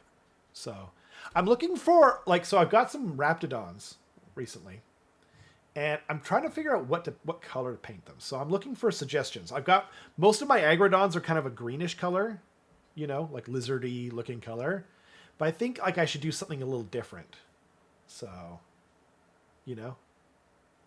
like I really like Eric's color scheme, like the yellow and blue. That's true. The Zeech yellow is a hard color to pull off, though. That's true. For sure. Well, and I kind of want to do I don't want to do exactly what Eric's doing either. Yeah. I'm a little bit of a snowflake, so I'm trying to figure that out. So, yeah. Like I'm thinking like maybe like a make them look, because they're a little more bird-like than the Agrodons, obviously. But yeah. I did not tell him to do that, Alex. And it did work out for me though. Devin says it's perfectly valid for Carson to keep getting 5-0s. Same with it's perfectly valid for Matt Rose to nerf ogres because of it. True. That's true. Perfectly true. I hope that they don't ever. I can't imagine they would ever nerf an army because of one player, right? Actually, that's not true. They've done it in the past. They've literally done this in 40K. That guy was playing Admech in 9th edition. Like, he was like the only guy winning with them, Yeah. And then they nerfed the crap out of him. Alex just DM'd me on Discord saying, Snowflake, all caps, by the way, Snowflake, he used my IJ colors on his IJ. That's not true. I did Synthwave. How dare you? Talking about? How dare you? Regarding the whole nerfing a faction because of one player, I don't think that would happen, and B, I could never possibly accept that as even an option because that would just destroy my ego, or rather inflate it so much. That would be so crazy. Yeah, that would be wild. That's true. But I think that they would never. Yeah, I don't think ogres needs to be nerfed necessarily. You can't look at purely win rates, but they are literally, I think, since the last 2 weekends or something like that, dead on 50% win rate. 50.0. Yeah, as far as Tomo stats are concerned. Right. So it's interesting. I I think they're really good, and I think that you have to be really careful when you play them. But I don't think they're like overpowered. I mean, if you're sitting at 50%, then that feels more like a skill expression kind of thing that's going on. But I've also gone 5-0 at 3 GTs in a row now, which is a little crazy. Like I've never, like I've gone 5-0. I've never had a streak ever before. Like I've gone 5-0 before, but I've never done it multiple times in a row. Yes. So it's weird that it's happening now. Right. I kind of attribute it to like the way that this GHB wants you to play is how I really, really like to play. That's exactly it. Because most of the people that are playing the army are playing it monster trucks. Because that's the more fun way to play. And Carson's a weirdo.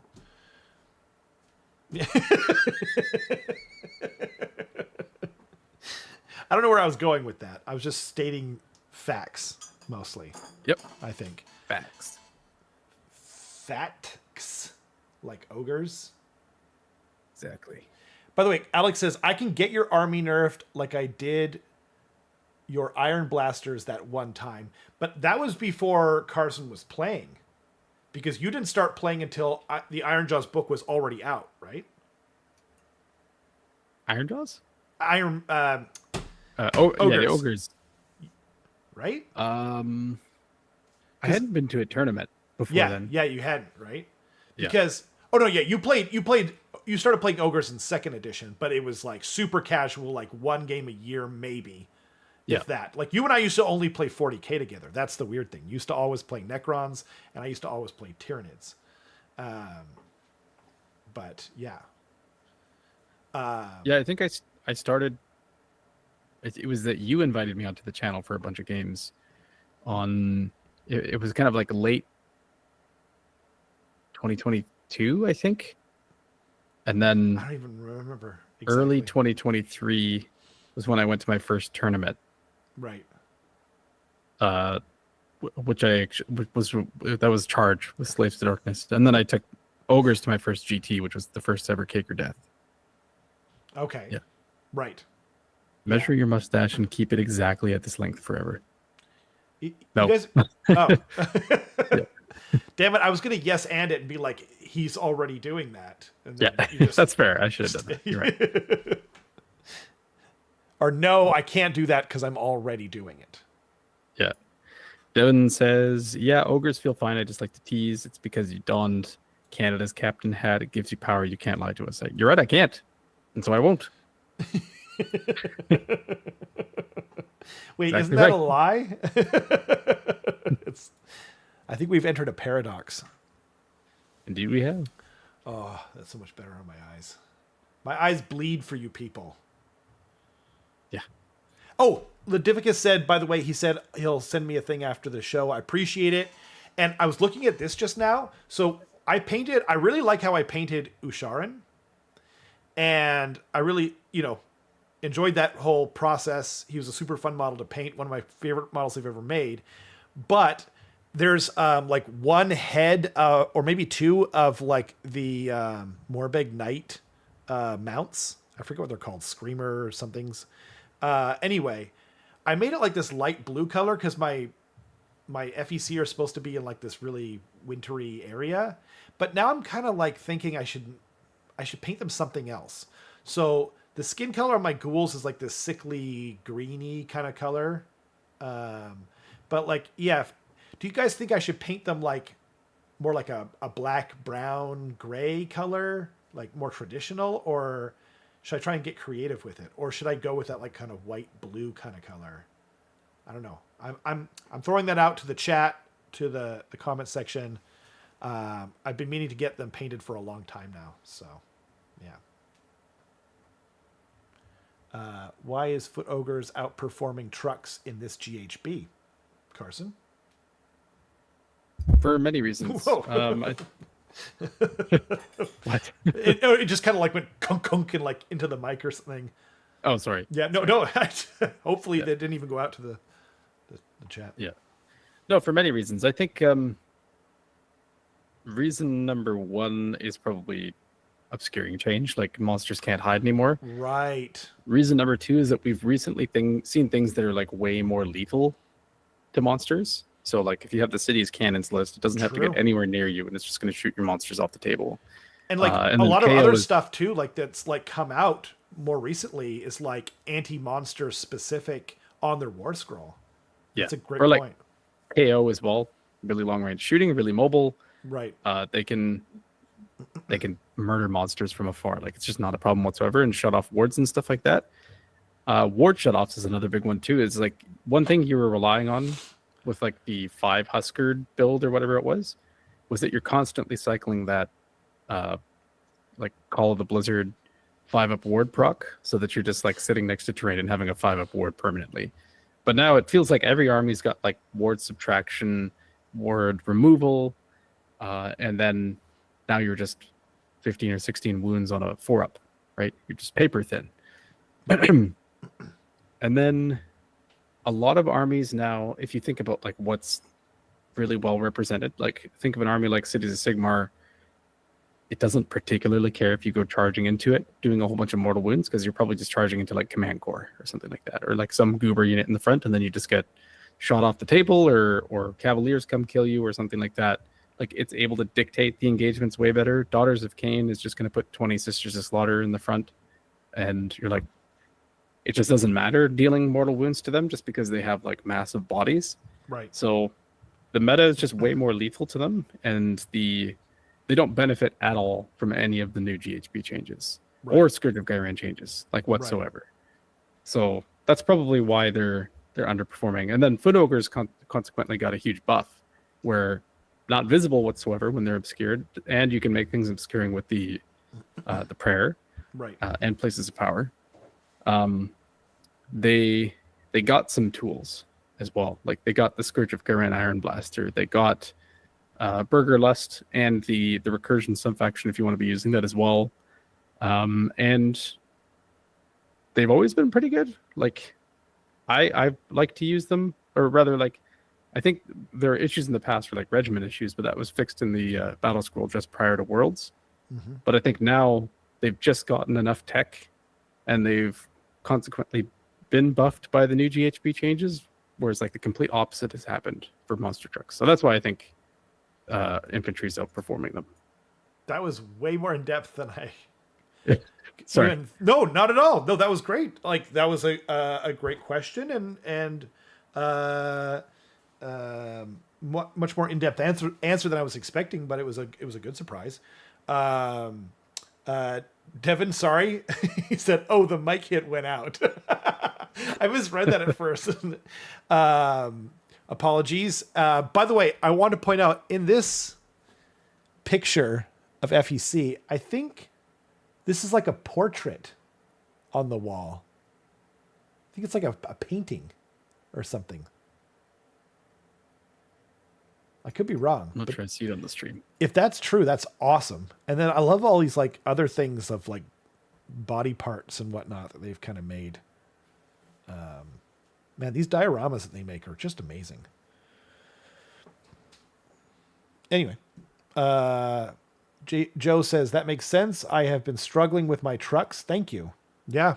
There's a few things that are kind of struggling in the meta right now. And, you know, when you kind of get them out, like it's not always the case. Like you probably run into like some matchups with monster trucks and you're just like, you know, why is it so different, you know, than when I go up against KO or whatever. And I like, that was kind of the case with my Skaven. You know, I was like taking like a shooting army in the teams tournament and, you know, trying out some shooting and stuff. And on certain maps, it's just like, I just had nothing to shoot at. Like they get all the 3-up rolls and then everything is obscuring. And then they just run up and they're right in front of me. They're right in front of me, but I can't shoot them because they're within, you know, a lot of cavalry stuff like that. So yeah, I think it's like, it is a, you know, it's kind of hard because it feels like you kind of have to have multiple armies to play in this like constantly evolving meta. Like I can kind of see why some people, you know, like halfway through an edition, I remember like, actually I won't, you know, shout them out just in case they don't want it. But like, you know, a few different people kind of going like, I'm just not playing with the GHB. I'm just playing with core rules, you know, until the next edition. And I can kind of see that now. You know what I mean? Because like it's pretty wild swing like we saw in this most recent GHB. You know, so, but yeah, that's why it's great to have other armies. So I'm kind of concentrating on Seraphon right now. I might, you know, do some Iron Jaws again, but yeah, FEC. Yeah. Kind of see how things go. Yeah, I think like things changing frequently and like the balance of power changing a whole lot is probably by design. Yeah. Turnover. And you know, some people like it more than others. Like I think there's I know there's probably a bunch of people that are in a weird spot where like they're paying attention to the rules changes, but their local environment is not like right. Yeah, that's true. That's a really good point. affected by them, or like they don't really need to in a way. Like there's plenty of places where it's just like me and my buddies go to a local shop or even someone's basement and just like play some games every once in a while. And like you don't need to be. You don't even need to own the GHB for that. Yeah, exactly. Yeah. Like you can do whatever you want in that case. Yeah. I think that's a good point. And what I was referring to, by the way, is some people not buying the GHB and just playing with core rules and stuff like that. I think a lot of those people have like one army, though, is kind of what I meant. So like, you know what I mean? Like, it's like, okay, this GHB just shuts down. Like, you know, I've only got one army. You know what I mean? Like I built it in a certain way, and I can't afford to go out and buy a bunch more Cavaliers or whatever, you know, is hot right now. And I don't have the time to paint them anyway. So this is what I do, you know? And so I kind of get that is what I was trying to say. I understand those people a bit more than I used to, you know, but then again, maybe the swings are more crazy now. I don't know. But. Yeah. Joe P says Fedorks also feel bad right now as it's so it's a tough time to be a double destruction owner. Yeah. Hasn't it always been a tough time to be a double destruction owner? Yeah. I think like vanilla Iron Jaws is probably not an amazing spot right now. I think it's like it was the most negatively affected by the all out attack and all out defense changes for sure. Yeah. Yeah.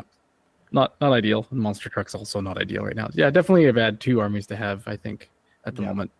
For sure. Paul says shooting damage in general is pretty underwhelming. It's mostly chip damage, maybe scalpel if you're lucky. I disagree. I think that what this GHB's rules have done isn't killed shooting. It's made it so that if your only source of damage is shooting, you're going to have a tough time. Just because now someone has an answer to not interacting with it whatsoever. However, what it's reinforced is having a mix. And that's why the KO that's just come out is particularly scary, is because it has really good access to like long range and really well applied shooting. So like an ironclad will just like completely annihilate something. If it has like an admiral buff and rerolling a hit roll and it's all out attacked and something like that, like it's just gonna like mostly pick up a monster. But if it was just that, then it would just be like, okay, you just don't play monsters, or okay, I'm just gonna hide in the woods and it's not a big deal. The reason why it's scary is because it's fast and it has access to tools that hit really hard with strike first, and it has good shooting. It's got a mix.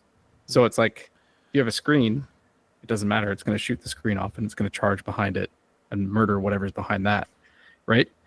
And then if you're just hiding in the woods, it still has the tools to like go after you and murder you essentially. Like if you're what's it called? Like what the list is doing is it's effectively using that projected power to force you into certain areas where it can just pounce on you. And I think that that's really powerful right now. So I think that shooting's in a spot where like it still has to be respected because it's still convincing you to go to certain places. But it's not I wouldn't say it's underwhelming. Like even the Iron Blaster in the Ogre's list is like a thing, you know, it killed a full pack of 10 Globadiers in one shot, which is 20 wounds, right? Yep. This weekend. Like it's crazy. It has to be respected, right? Yeah, it's true. I think shooting is like there's a lot of, I don't know. I'm not sure that I really like how it works right now because of like, I mean, and like I definitely struggled with like short range shooting, you know, and it probably depends on the map though too.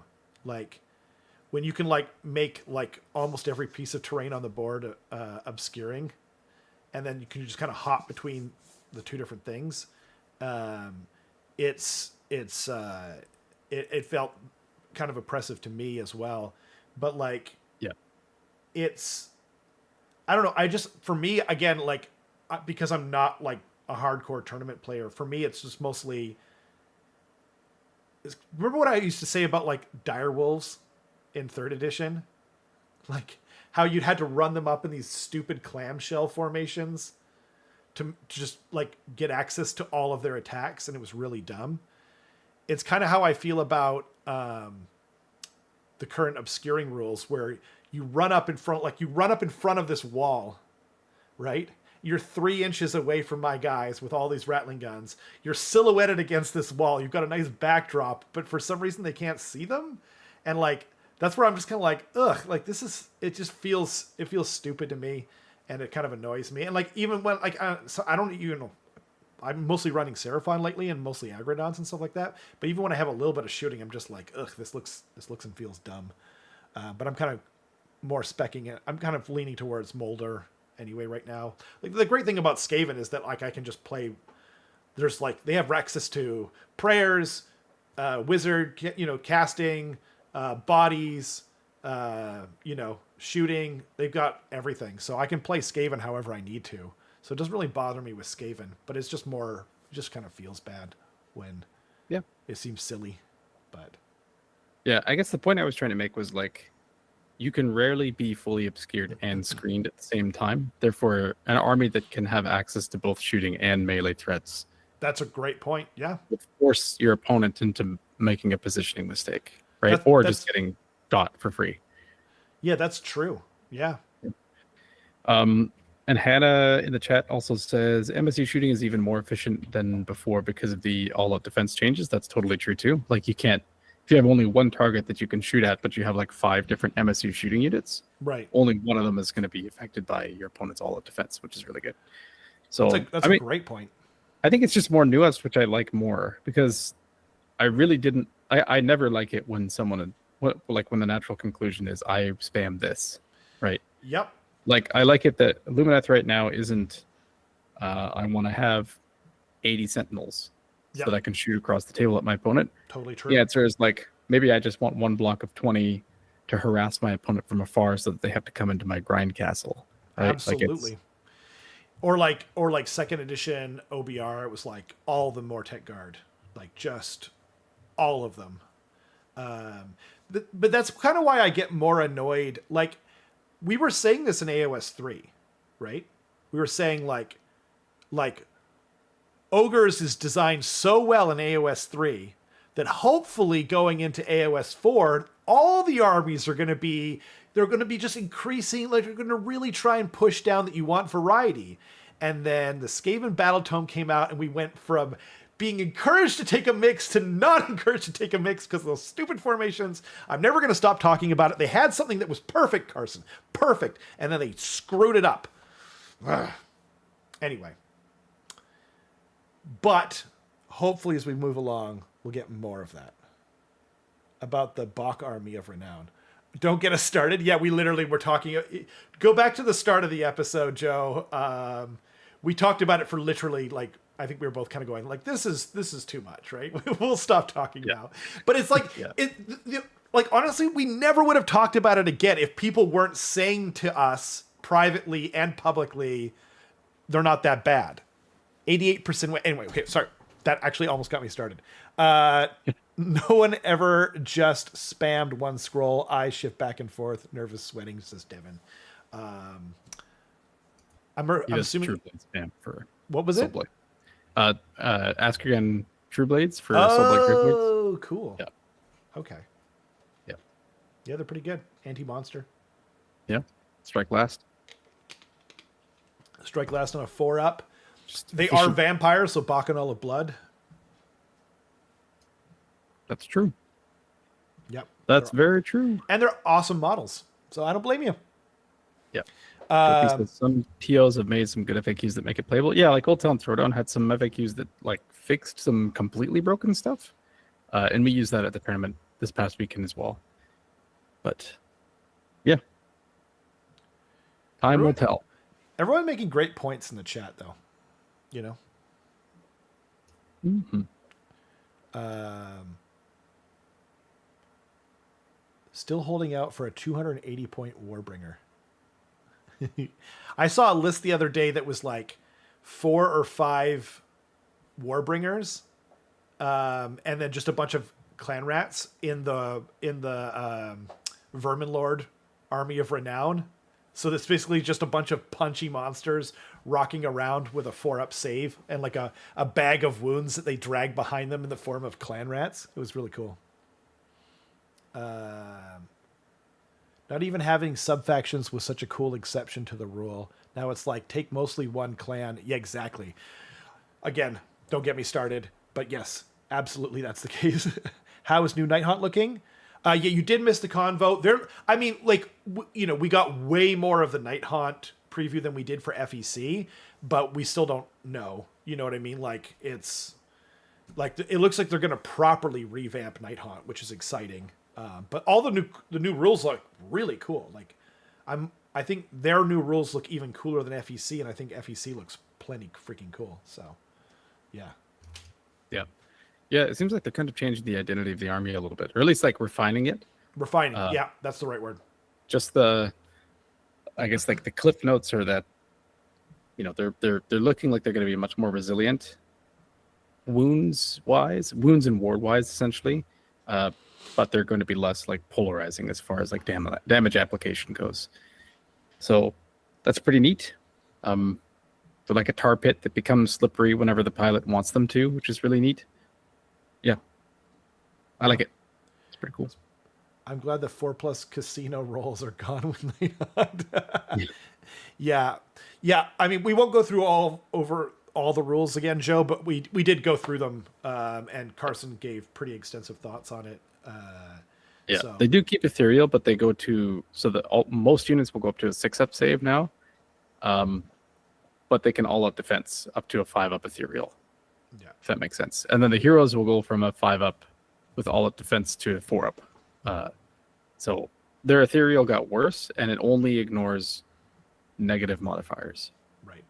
So, yeah, pretty cool. Our pleasure, Joe. Thank you for joining us. Should we do a star chart? Yeah, sure. Okay. Is there an army that we want to do? So we've done Ogres, Skaven, Stormcast, Slaves of Darkness, and the Khorne Ahor as a joke so far. Sorry, could you send me the link to that? I forgot to get it ahead of time. Yeah. Thank you. Oops. There you go. That was me, everyone. That was not you. That was me. Okay. So, do we think it's still on Gorge? Oops. Am I on there? Yep, there we are. So, who do we want to do next? Well, it would be good to do an army that has been out for a while and that we know, right. Or an army that we know isn't going to get updated for a while that we know. I feel like the meta has settled on Orc War Clans. Okay. Do we want to start with just Ironjaws and see how long that takes us? Sure. I'm done with that. Okay. I don't really know Cruel Boys very well anyway. Yeah, it's probably best for us to... Sorry. Hannah said, oh God, the Gore Chosen. Yeah. Kind of an interesting... Oh, that's you, just my phone coming to me late. Does Bellacore or models like that get the new version of Ethereal? Oh, that's a great question. I don't think so. Yeah. Do Skaven rats. We've already done Skaven. We have done, we've done Ogres, Skaven, Stormcast, Slaves to Darkness, and like you said, Khorne, Army of Renown as a joke. Okay, Ironjaws. Okay. So, just to explain the chart to everyone that doesn't know. Thank you. We have 7 different metrics that we're kind of creating the star chart out of. Number 1 is killiness. So in a vacuum, how hard does your stuff punch? Number 2 is tankiness. In a vacuum, how well does your stuff tank, irrespective of your tool set? So that includes like your armor save, your your base wards, and your wound density. They're like probably the big three things. Number three is your how thematic your army's rules are in relation to like what the army is. Number four is the ease of play. So like how easy is it to do whatever it is that this army wants to do? Not necessarily how good is it, just like how easy is it to achieve whatever this army wants to do. Your tool set is like your tech essentially. So it'd be like maybe it's control, maybe it's movement shenanigans, maybe it's applying debuffs or buffs, that sort of stuff. And then you've got mobility, which is pretty self-explanatory. This can be both straight speed as well as like access to teleports and stuff like that as well. And then your power projection, which is how well you can ruin someone else's day without physically being next to them. So that could be like shooting or spell damage or debuffs or anything like that. That sort of stuff.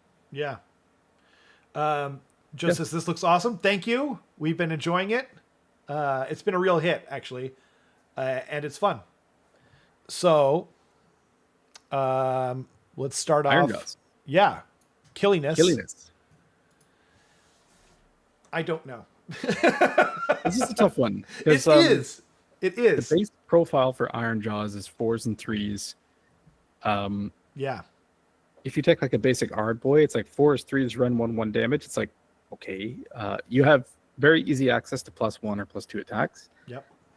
You have pretty easy access to +1 damage, which I think is the big thing. If you run your the War Chanter. Yep. You have decently easy access to +1 to hit via the new Soggy unit. Yeah. But I don't think we can really count that. That's more tech or tool set. Yeah. And it's also kind of a weird thing too. Yeah. Yeah. Anyway. Right. I think Iron Jaws also frequently suffers from a rend issue. Yep. Where a lot of it's Ren 1, sometimes it's Ren 2 into infantry if you're brutes. Yep. So like their hammer is certainly a hammer, but on average the army is like average? It's pretty hitty. I would it's not as like so ogres and slaves of darkness is a 5. I don't think it's a 5. No. I don't think it's average either. We put Skaven as like a 3.5 for instance, where like it has really good access to like making things really hitty. Yeah. I would probably say Iron Jaws is a solid 4. I can accept that, you know. Yeah. I find like hitting on 4s and whatnot is so inherently unreliable that like, you know what I mean? It's like if you have 100 damage 1 attacks, you know what I mean? How do I put this? I don't know. Like if you're not seeing the damage regularly, you know what I mean? There's like a kind of unreliableness to their killiness that, it maybe feels like they're less killy than they are. Like maybe I'm wrong, Yeah. It doesn't feel like they're a 4 to me, but like that, maybe I'm wrong because like my dice just didn't cooperate on any given day. You know what I mean? Yeah, I think like certainly they can be really killy. Like if you get brutes into let's say like chosen, those chosen are dead. Like okay, 100%. Like right. With all that attack, like you're gonna pick up the unit probably. Right. Even without like a mega boss nearby and like +1. I think so because I guess I'm thinking specifically brutes, which is a little bit biased perhaps because like a lot of the stuff doesn't do a whole lot. Fair. But like your brute weapons, you're gonna have what do you get? 2 gore choppas? You get 1 per unit of 5, right? Yeah, so if you've got a unit of 10, you're gonna have 6 attacks, 4s, 3s, Ren 2, damage 3. Yeah. And then you're gonna have 8 times 3, 24, 25 attacks with a champion. On 4s and 3s, Ren 1, damage 2. Mm-hmm. Which I guess is basically that's exactly Gluttons, except these guys have anti-infantry +1. Maybe I'm wrong. I guess the thing is like because they have access to +1 damage, that's when they can become terrifying. Yeah, for sure. Right. When they get +1 damage, when they get +1 attack, you know what I mean? Like if they get 8 or more on their charge rolls rather, and they're in the right battle formation. Like there are situations, or if they're near Mega Boss, and Mega Boss can hand out an extra, or does he still do that? Yeah, he still hands out an extra attack to brutes specifically. I want to say that's Yeah. what it used to be. The Mega Boss on foot. So I I think don't. 4 is right. I Okay, think that's fine. 4. Yeah, I'm not Yeah. like married to anything here, and this isn't like I don't mainline Iron Jaws. I just had a really good idea for a paint scheme that I thought at one point, and I really enjoyed painting them. But then I definitely, you know. Anyway, let's go with 4. 4 is great. I'm fine with 4. Yeah. And then tankiness. Pretty much army wide 3-up save. Yep. Starts them off in a good, Good spot. Yep. definitely above average already. Yep. With like some access to a 6-up ward, and that's it. Yep. So Yeah, in the right effectively- formation. Yeah, exactly. Effectively, I think they're similar to like Stormcast or Slaves to Darkness, I think probably just because of the wound density. Yep. Whereas feels like right. Stormcast, Slaves to Darkness is like they have better access to a 5-up ward. Iron Jaws just has more wound density. So I think 4 is probably correct for their tankiness. I agree with that. Okay. Aegir, one of the what I call the fighty armies, they want to get stuck in ASAP, but don't care so much about actually killing things in one punch. Quality of fight phases over quantity. That's interesting. Joe says the Tusk boss hits big. He can. You know, you get slap some extra damage on him or something like that. I actually think the Mega Boss on the Makrusha is like now with the mount rules, so all his mount attacks are -2 rend, and then all you can give the boss -2 rend as well on his main attacks, and so he can be pretty scary at that point. Yeah, I guess just to explain like the killiness thing, because this and tankiness, but like killiness mostly going from 1 to 5. A 5 would be like if a hammer from this army gets into you, you are 100% going to die. Yeah. Like whatever it hits is dead. And it's a certain amount of expectation in an average list. We kind of talk about that too. You know, like if you take only Ardboys or only clan rat, or like clan rats are not actually the best example, but you know what I mean? Like if you take only like tree revenants in Sylvaneth, you're not going to be doing like you're not taking essentially any hammers. But if you take an average list, what would you expect to see? Right? Yeah, exactly. And then a 4 would be like most likely whatever the hammer hits is like dead or crippled essentially. Right. A 3 would be like could go either way. Like you're gonna take some damage, but you probably won't die. 2 is kind of the opposite of a 4, where it's like most likely you're fine, just taking like a little bit of damage, and then a 1 is like you're probably like not even worried whatsoever. I don't think there is a 1 on the scale. We have not had a single 1 so far. Yeah. A full 1. I think we've only had 1.5 was the closest we've gotten. But it's also like, you know, like 3 is average and 5 is like the killiest, one of the killiest armies in the game. And then 4 is like in between those two. It's between average and the killiest, right? Yeah. So. Yeah, exactly. So thematic. How thematic is Iron Jaws? I don't feel like they're that thematic, but maybe I'm wrong. Like, is Alex still here? You know, like, Yeah. when I think of orcs, I think fast, you know, and I feel like they should be fast and very killy. Like it's a giant, like biological death machine, right? Is what I think of personally, right? Fast and just goes in there and just absolutely smashes, right? And like the rules are like mighty destroyers, like you move them. It's kind of techie. Move 3 inches in the hero phase, and then you know, for every hero you can call a Wah. I guess the Wah is a little thematic, but like I still don't know if that's even like average. Like if they're not trying at all, you know what I mean? Like the new FEC rules, the new Nighthaunt rules, like the new Khorne rules, they all seem very thematic to me. You know, they've got a couple armies of renown which feel kind of thematic, a bunch of pigs, you know, like Speedster. What is it? What was it called? What's the Orc 40K? Speed Speed freaks. speed freaks. Okay, I didn't want to say that was actually the thing if it wasn't. Feels kind of like that. You know what I mean? The pig army of renown. I don't know, like 3.5, like maybe slightly Dramatic? more. Yeah, like or maybe it's just 3, like just perfectly average. I was gonna say like a 2, to be honest. Yeah, Really? I actually like. What's funny is like I'm trying to like, as Convince usual. yourself? I'm trying to like. Yeah, I'm trying to like. Yeah. I know. I actually would prefer it too. I think they could do way better with orcs. Like I actually don't even think it's that hard. You know, Yeah. make them faster, give them more access to run and charge, more rend, more damage. I don't even care about tankiness. You know what I mean? Make the rules simple. They're orcs. They should be simple. You know? Yeah. You know what? Two is great. Yeah. Okay.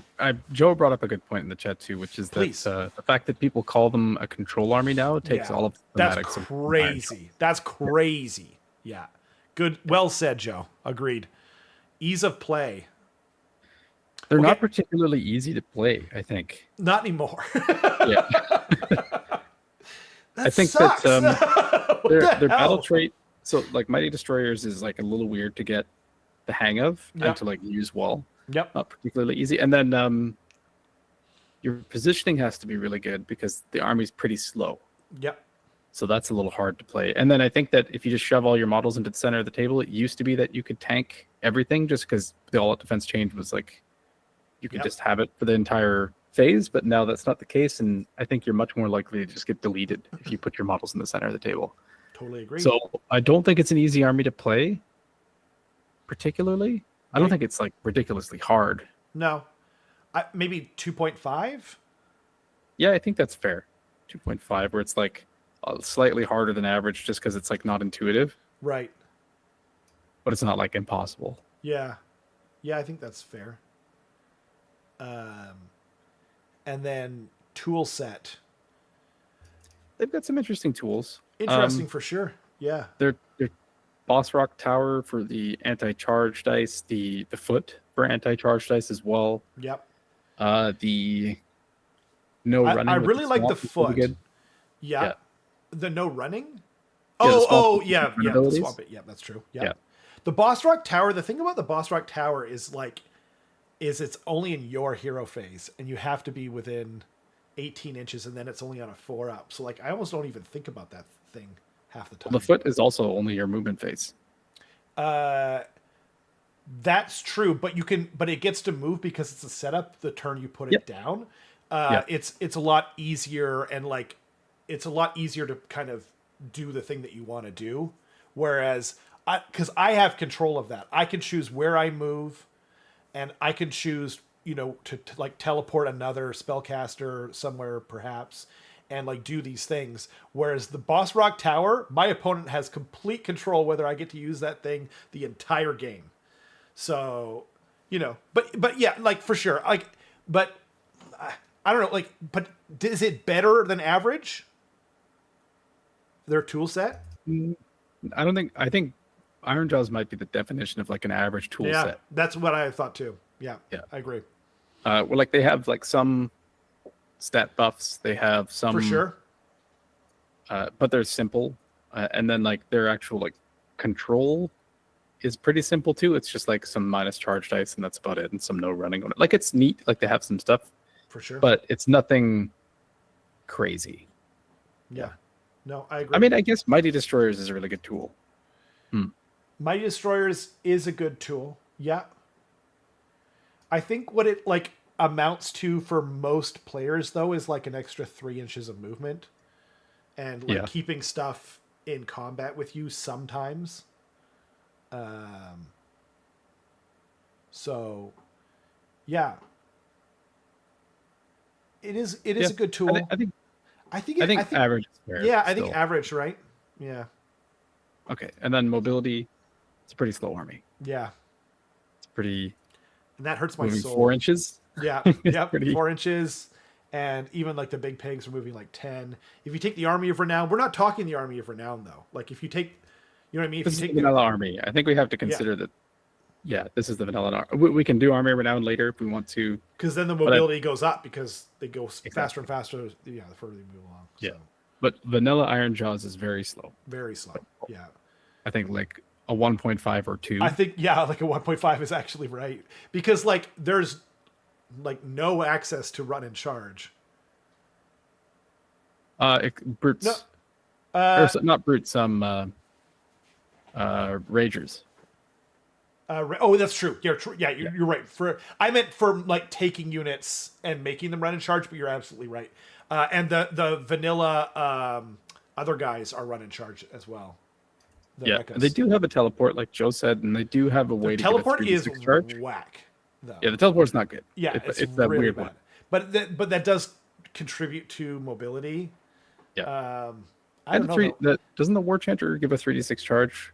That's what I was talking about earlier. Yeah. But then you have to like give up your access to +1 damage, which is like And like how many War Chanters? Like I'm seeing no list with War Chanters in them lately because you have to give up.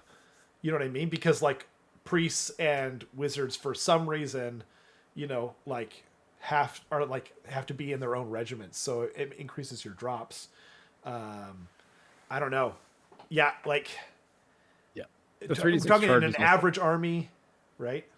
Yeah, it's also the juiced up version too, which kind of sucks. Like right, that's true. Yeah, you need an 8 or more, so you got to save up for that thing that everyone else has access to for very cheap. Or you could just bring Kragnos because he just gets it, in a big ass bubble around him, and he's awesome. But on average, I mean, either way, if you guys think 2, or I don't know, they feel so slow to me. I think they're very slow for sure. 1.5 makes total sense. Braden says, "Isn't higher drops pretty good right now?" Yeah, it's true. That's a great point, Braden. Thanks for joining us. Absolutely. And so like maybe we'll start to see them more. I'm literally just regurgitating what I'm seeing out there. And then power projection. Also, by the way, though, regarding the War Chanters, even when you have a War Chanter, you're mostly going +1 damage, right? Yeah. So it's kind of that's what you're targeting. Yeah. Power projection. None. Do they have any power projection? Like, do you count endless spells? Like, everyone has endless spells. No, I wouldn't count that. I would think like access to shooting is nothing. Yeah, like there's some like Maw Crusher funny... has like yell at like 8 inches. Yeah. And then applying like mortal damage from afar. I guess the foot applies mortal damage. D3 on a 3-up. Yeah. Is Headbutt still a thing? Or Mighty Headbutt? Is that still a thing? Which one's that? It's almost yeah. I would say this power projection might be one. It might be our I think this is our first one. I swear. Yeah, I actually think that's right. Man, what a weird looking army. What a weird looking graph that is. Because we gave Slaves to Darkness a power projection of 1.5 because it has projected debuffs. Right. Which I guess this does too. What are they again? Well, I thought that was tool set though. It is tool set. You're right. Yeah, you can't really ruin someone's day. You just yeah. So that's not a big deal. One is fair. Yeah, I think one is right. Like we should have some ones if we have like this just means that they are one of the worst power projection armies in the game. That's all that means. And I think that's true. Like we could even change Slaves to Darkness to a 1 if we don't think that they have I'm trying to think of why we thought it was a 1.5 for Slaves to Darkness. I'm not watching that show again. Yeah. Terrible show. Terrible. That was actually super fun. It was. Joking. Yeah. Maybe like Be'lakor, maybe. Oh, that's what it was. Because he just goes and ruins your day. And then, and then I can't remember. Was there something with Archeon too? I don't know. That feels tool set as well. That is tool set. Yeah. I think we did include Be'lakor in tool set. I mean, maybe we'll come back to it. Yeah, we can revisit it later. Absolutely. I don't know. I'm pretty happy with this overall. Yeah. I feel like there's an asterisk next to killiness and tankiness for Iron Jaws. You know what I mean? A little bit. Yeah. But I think that might be the right number, though. Yeah, and I think looking at this chart, it makes me realize why they're a little bit underwhelming right now. Yeah. They're like pretty good at killing and tanking, Yeah. but they're so slow and they don't have power projection, and their tool set is okay. And Right. and it's not like fun. It's not thematic to particularly play them right now. No. No. So it's just, and again, this is vanilla Iron Jaws. This isn't talking any of the Army of Renowns. Absolutely. Yeah. Yes, thank you. I'm so bad at promoting our own channel here. Yeah, if you guys are enjoying our nonsense, our particular brand of nonsense, please like and leave comments later on and stuff like that. It really does help us out. Thank you so much, Braden, for mentioning it. Yeah, I agree though. And like the funny thing is too is it's like if they just improve the killiness and the speed of the army, the thematic score would go up as well, but then they kind of just become ogres but tanky. well, the funny thing is though is like when you think of ogres, do you think of speed? Like I know you do now. Yeah. But like if you're talking about like a fantasy trope, ogres, I don't think of speed actually. You know what I mean? Like when did they become this like fat guy meme running to the cafeteria? Like what the hell? Like who thought of that? You know what I mean? Like they're from the tundra too. Like they're constantly surrounded by this ice storm. Like shouldn't that slow them down? Nope, that makes them faster. They're trying to get away from the storm and they're trying to get to the food. Like okay, I get it, but yeah, well, I mean, I've always thought of orcs as a fast, brutally hitting army. I actually never thought of them as a particularly tanky army. You know what I mean? Like that was never something that I thought of. Yeah, I think that's how I think the orcs that you're thinking of are like what Bone Splitters were. Like just these like savage brutes that are just like just whipping themselves into battle. But I'm thinking of like World of Warcraft or not World of Warcraft, Warcraft, you know what I mean? Like, right. I don't know, like just the image of an orc, like I'm thinking like Urukai and you know what I mean? Like these savage, giant, powerful orcs that are just coming in and, you shoot them full of arrows and they still come at you and they just slash you down, But yeah, like it's true. You don't want them to overlap in terms of their theme. Ogres are like a wall of meat. You know what I mean? And ogres should hit hard too. Like they're both giant creatures. Yeah, I don't know. I feel like even if they just like increase the rend across the board or something like that might help. Bring back blood tooths. Yeah, absolutely. They did, like they kind of have that, Joe, but it's really lame. You ever see a bunch of fat guys in a buffet when they're running low on wings? Fat guys can run. They just need motivation. That's true. I mean, I'm told that a hippo can run faster than a horse over extremely short distances. So I don't know if that's true or not. It doesn't seem like it should be true. That's just something I was told. So hippos are terrifying. Oh yeah, they are. Apparently they can bite a crocodile in half. So yeah. Oh, God. Yeah, like the tusks on them. Anyway, yeah. So ogres should be hippos. That's what I'm hearing. Yeah. Absolutely. I agree. Yeah. I don't know. Like I'm pretty happy with it overall.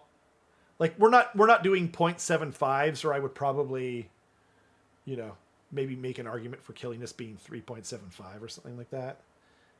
You know what we've effectively done? What's that? Is by having 0.5s on this chart that's based out of 5, we've effectively made a 10-point system. Yeah, I noticed that too. Yeah. But like, in video games, like these star charts or whatever they're actually supposed to be called, they're always out of like 5 for some reason. That's why I went, like in RPGs and like different things like that. So, I mean, we can make them out of 10. It's pretty easy to do. Just double the numbers. Okay. Yeah. I just thought it was funny. It's true. I mean, the other thing too, though, like the other argument for making it a 10-point scale, though, and then we could even include halves at that point. And then we're going to get more of like a a more interesting bell curve on the numbers, and like we're gonna get more. What's the word? Like a minuscule sort of granular. That's the word I was looking for. Granular analysis that we could probably give. You know. Yeah. Yep, absolutely. Qual says in the chat, LRL Water Temple, and it's just a bunch of ogres wearing big hippo hats. That sounds like an amazing conversion idea, by the way. Yeah, I can dig it. Yeah, sounds like fun to me. Yeah, maybe paint them like the hippos from Dumbo. Aren't there like a bunch of? Or am I thinking of Fantasia? Oh yeah. Or maybe both. Doesn't he I have think like it's Fantasia. Is Wait, it? what are you thinking of? I just typed in hippos from Fantasia, and it's a bunch of hippos in like tutus doing the ballet. Did you type in hippos from Dumbo? Dumbo. I'm afraid to like search for anything live on stream. Yeah, that's fair. Rule 34. Being what it is. Is it from either of those? I think I know what you're talking. It's like hippos like snapping in a. Yeah. Isn't that What is that from? When he has like a trippy dream at one point, Dumbo. Right? I don't remember. I don't know. I don't know. Anyway, I haven't seen that movie in like 40 years or something. Yeah. I don't remember the last time I saw it. I was a very young man. Yeah, I don't know. Are we cool with hanging our hat on this?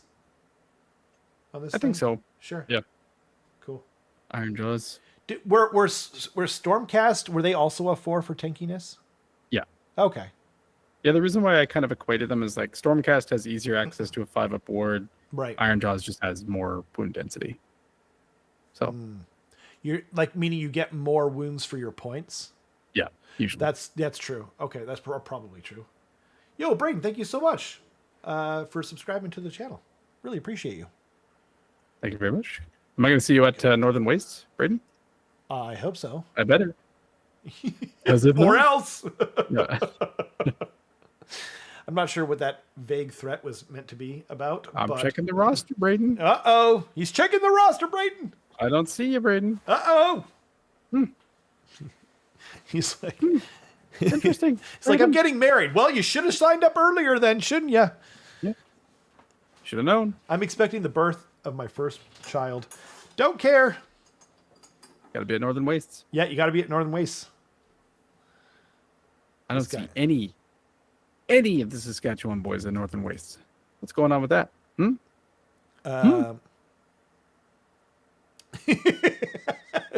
Okay, so thank you again, Braden. I didn't realize you upgraded your subscription. That's very much appreciated. And then Ludivicus says, it's funny, the shape of the Iron Jaws kind of looks like Gore Chosen, but much, much smaller. So for reference, boop. Yeah, it does. It really does. Boop. Boop. So the Gore Chosen is like if the Iron Jaws star chart like went to a buffet and overate. Lots of buffet analogies tonight. I really like it. Yeah, ogres are... I am back. The ceiling fan in my hobby room fell down. What do you think? That sucks, by the way. I hope you're okay. I didn't fully actually clearly process that. Were you hanging off of it? Anyway, what do you think of the star chart for IJ, Mr. Alex? We missed your input. Unfortunately, no. It's the same weekend as my family golf tournament, or would 100% be there. I'm kind of the glue that holds together Saskatchewan. If I don't go, no one goes. Damn. I mean, it's true. It is, as Carson said in the chat, it is unacceptable, but it's only acceptable from Braden. I'll only allow it. I guess so. I guess. Just Thematic know seems a bit high. Thematic seems a bit high. Yeah, honestly, yeah. Why did we argue that the thematic was even a 2?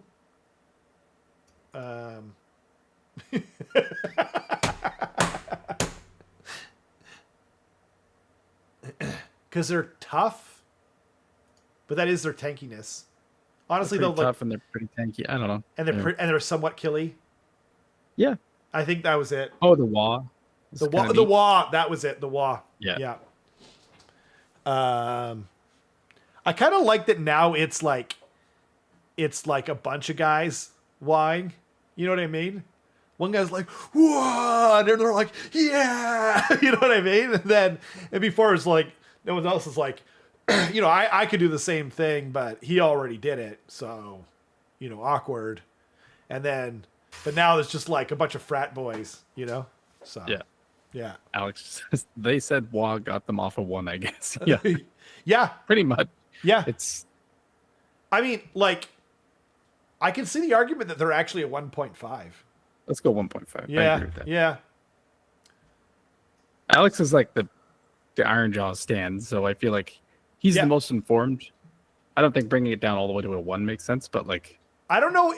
Okay. It's really not a lot. I love Alex, and he was for a long time the Iron Jaws stan, but he hasn't played Iron Jaws in all of 4th. Like, he might lose his stan title. I'm just saying, Alex. We miss you, buddy. We miss you playing Iron Jaws. I've begged Josh to move it to 1 weekend either way. It would be there. Okay, well, it's in your court now, Josh.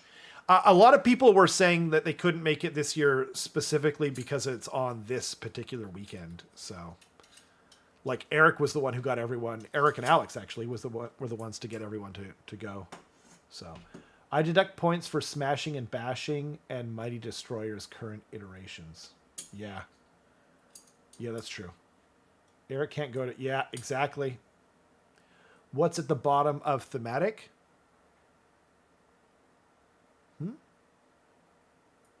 What's at the bottom of thematic? I don't know. Like, what's a 1? Oh, yeah. Yeah, what is the least thematic army? That's a great point.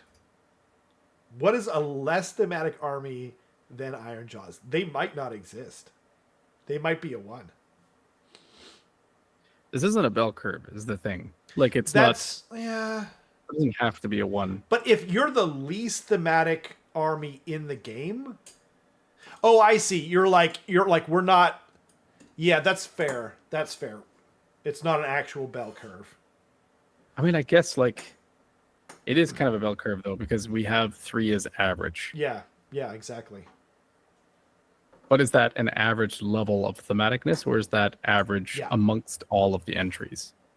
And we kind of can't answer the second question. Oh, right. That's true. Until we do all the armies. That's true. Yeah. Okay. Here's another way to put it. Can we imagine them being less thematic? Yeah. Just take out Wah? Dwarfs. Oh, yeah, take out Wah for sure. Yeah. Dwarfs could come out and just be like, here's the metal guys, and they have attacks. Like, and that could be less thematic. They don't have a save. Yeah. Yeah. I mean, I'm fine with 1.5. What do you think? Me too. Alex? I think it's safe for now. We can revisit it. I'm fine with... when are new FEC rules supposed to be legal? 3 weeks from last Saturday. Right? Is that true? I think so. Because it's a week until they go up for pre-order, and then it's a 2-week pre-order, right? 3 weeks from last Saturday. Oh, yeah. Yeah. Yes. Okay. Yeah, that's right. Cool. And we should probably get more rules. Latifika says 1, 1, 1. And Alex says 1.5 is good. Oh, man. 1.25? No. I'm moving to a 20-point system. Oh, shucks. But like, I don't know, Qual. I think their hats are perfect. I don't want to speak. All right, Alex is agreeing with that too. But he's not a Chorf stan. He might lose his Iron Jaws stan if he doesn't play them pretty soon in a tournament. Yeah. I mean, I'm fine with 1.5. I'm okay though. Like, because like I'm okay with having like the least thematic army in the game being a 1 and the most being a 5, but like, yeah, as you said, yeah, you know what? We haven't gone far enough to even answer that question, like you said. So let's just leave it at 1.5. Yeah, I think that's good. Yeah. And then if we go along and like we're like, wow, everyone has more thematic rules than Ironjaws, then we can just be like, okay, you know what? They're the worst in the game for that, so 1 it is. Yeah. I would have played Ironjaws if Arthur locked lists. The ball's in your court, Arthur, and he's making more excuses. Have we rated FEC yet? We have not. But there's no much point in doing them right now, Braden, because we're about to get a bunch of new rules, and then we want to wait for them to kind of settle. So I think FEC is going to be like even longer down that path. Like, we haven't even done all the rules for the stuff that's already got a book yet. Cruel Boys are left. Obviously, the stuff that's brand new, IDK, Corn. But what we were talking about doing was going and doing the stuff that's not getting a book anytime soon, like Seraphon. What else? Like stuff that we're pretty sure is on the distant horizon. Slanesh. Yeah, I'm not coming up with anything. OBR, I don't think is coming soon. That sort of thing. So I guess we'll probably do Cruel Boys next week if we do one. I think so, yeah. The problem is that neither of us are like super familiar with them. No. I feel like I almost need to study, or we need to bring on like a special guest that plays them, Yeah. But. Yep, possibly. Nice. I like it. We shall figure it out. Just do them twice. That's actually a really good point. Although I think when the book is brand new, we want to make it settle a little bit so we're not wildly off. And we might as well do the stuff that like, isn't coming anytime soon, probably. I don't know. Anyway, I think we've covered everything. Charles in charge of his mustache and his knights. Very much. Yeah, thanks to everyone for joining us. We do, by the way, earlier Ledificus asked about a live battle report. We are doing one on the not this Thursday, but next Thursday. We have one definitely planned for the 28th. The 28th, okay. I thought it was like the 22nd or something like that. Okay. Oh, it's the Thursday before Northern Wastes. Thursday before Northern Wastes. So yeah, that's happening. But yeah, that's the only one we have planned for now. Everyone's kind of away for the summer and or extremely busy. And also the studio gets crazy hot. It's almost unusable in the summer sometimes. So yeah, but that is coming up. Thanks to everyone for hanging out. Anything to add before we head on out, Mr. Carbson? Nope. Thanks for watching. Thanks for watching. Bye-bye.